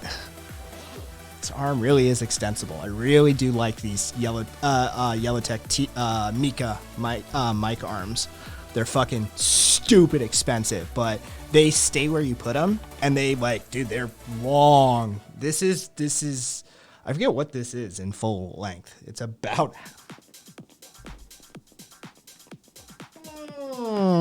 approaching 5 feet. Maybe, yeah. So, yeah, it just sort of stays where you put it, too, which is good. Oh.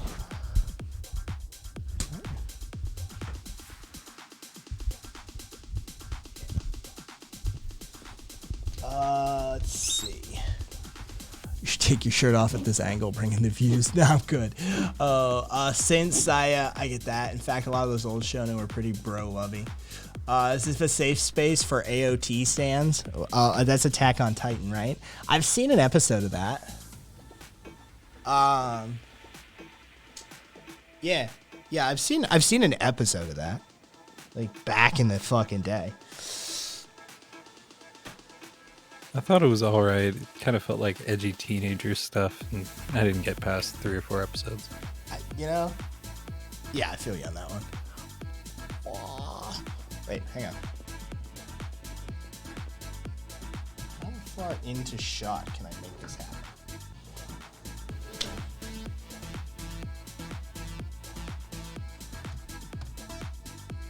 Yeah, can't see what's going on in it. I mean, what down below? That's 100% legal tobacco.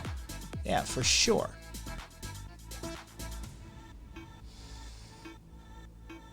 All right, here's your one-time only shot. Enjoy yourselves. Here's Kai and a bunny in cat ears. Fuck yeah. Smoking perfectly legal tobacco.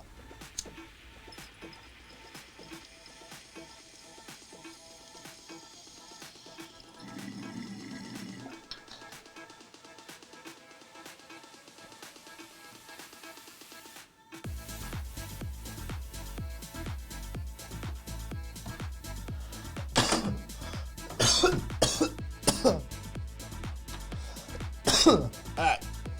Let me sit down here.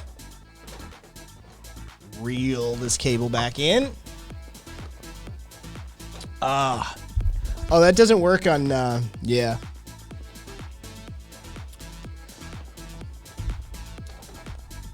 Yeah, I'm smoking nothing but harmless tobacco all along.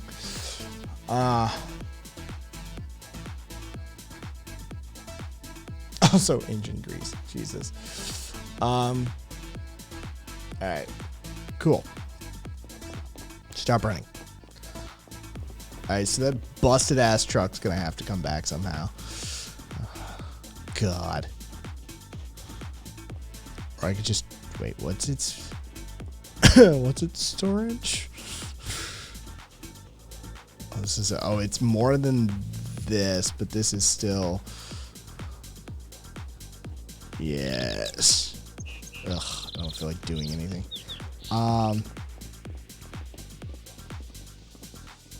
Okay. Sort that. I really just wanted to show them fucking the flag. Oh God. Oh, poor Horty. God, how many of those benches are fucking useless, but I mean, I did have a mod at one point that made them useful. Like you could use them, but it just crashed the game. It's all it did. It fucking crashed it for anybody who tried. It crashed it for me. It didn't matter. It just crashed the game. So, can I equip? Wait, equip the chef's hat? Seriously, is a? It's just a useless item that you can't even. You can't even wear it? No, it's not even wearable. What? It equips into the primary and secondary item slots, and it's not even a visible item. So dumb. It's 100% just an item slot thing. Oh.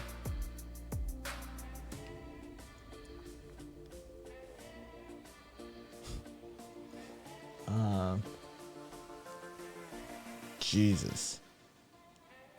Okay. Oh my God, it's just one of those 2D items from Hydrocraft. Okay. So let me drop it over here. There we go. Oh, I bet I could. Oh, hang on. Force perspective. All right. Can I? Right about here-ish? Nope. Back up. Nope, too far.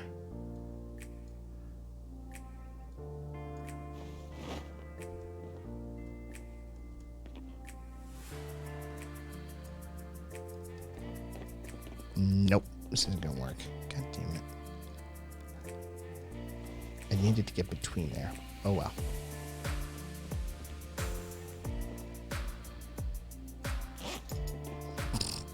So stupid. So fucking stupid. I swear there's a chef hat you can wear. Somewhere probably base game. That's just the Hydrocraft one. Brickdoor. Welcome. Yeah. Base game probably. Is this that previously banned Polish game Hatred? No, this is Project Zomboid. Cool. I'm still located according to the cat game on screen. I think probably down here is fine. There you go.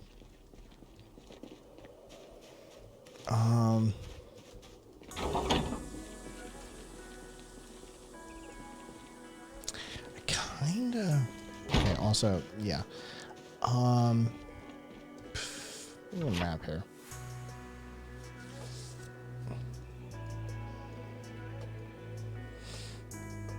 Alright.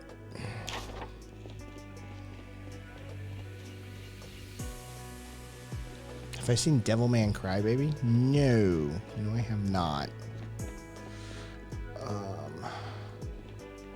Is that? I mean, it's. I'll just fix mine. Mine's been with me the whole time. Why would I not? I should make a large batch. We have tons of flour and water. I should just make a large batch of glue. Yeah, I don't think we're stockpiling glue. Oh yeah, that'd be super useful actually if we had those. Because I think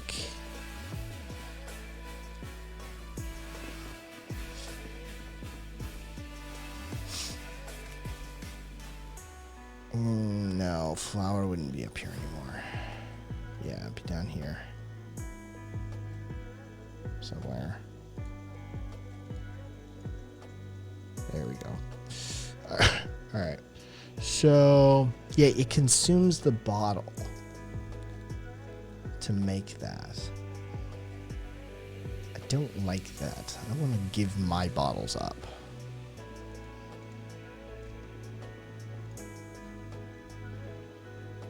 Need soda. I need a bunch of empty bottles.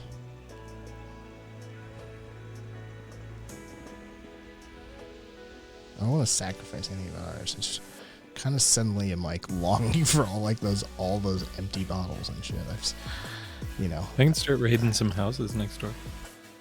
All right, here's one that I'm willing to make glue.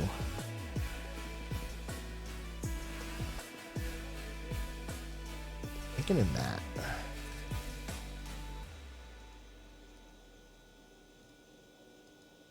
Why did that not work?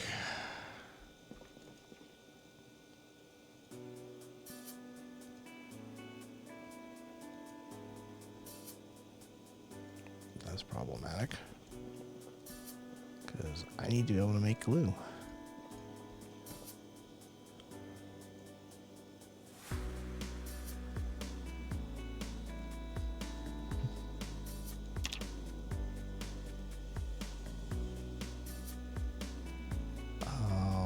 Why can I not do that then?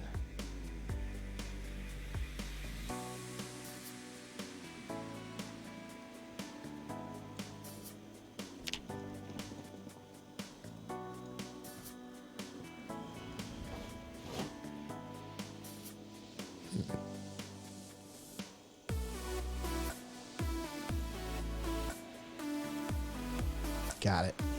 Okay. It wants water in the bottle. Got it, got it.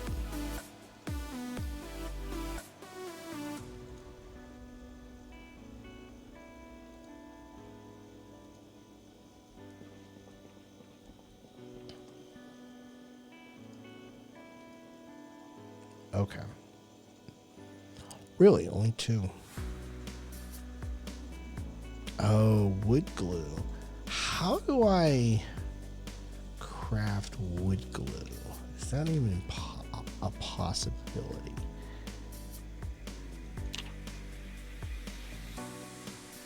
Oh, this doesn't work backwards. That's only going to tell me what it's used in. All right.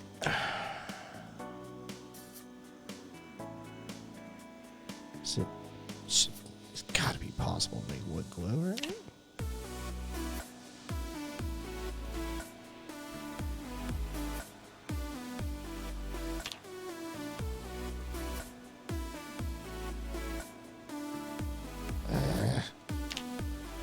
Interesting. Well, that's disappointing.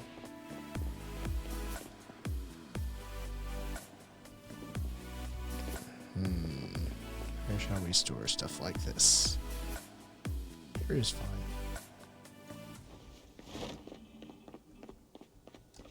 All right, there we go. Oh.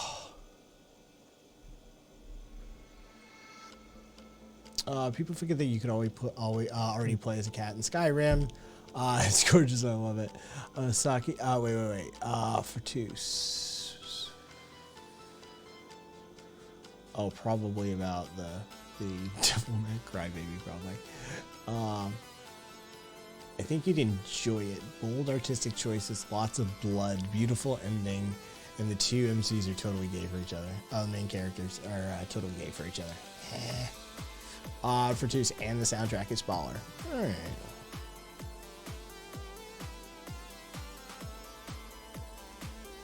Suggest it to me again.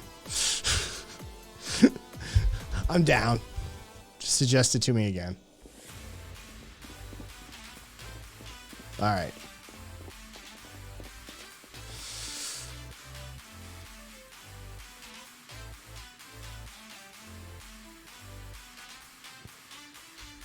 Now, I think that's pretty much it. All right.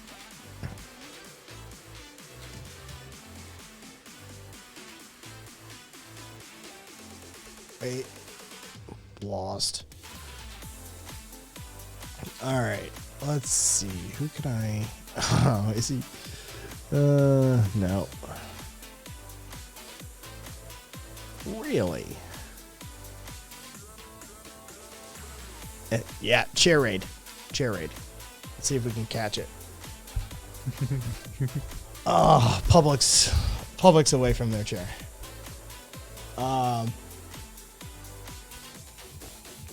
So that's what I have chosen to do. But the one everyone knows, the one that became his meme is called Judgment. Okay. Early night. Well, it's 2:13, and I'm getting hungry. Which for me is a good thing. But I don't have any food prepared, so I need to make food. That's a thing that I need to do. So that needs to be scheduled. It must be on the schedule. So I hate that takes time. Yeah, you gotta make food. It's a thing. So it's a thing that I have to do.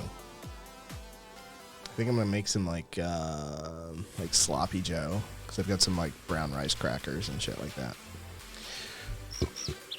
So I get crunchy textury with, you know, sloppy Joey-ness. I think the better picture is that the character is driven into bloodlust by a friend, causing a bloodbath at a nightclub, prompting public outrage against demons, seemingly hiding in the general population. It's about witch hunt led to against the sword and is necessary. Alright, we'll see. Either way, catch y'all later. Bye.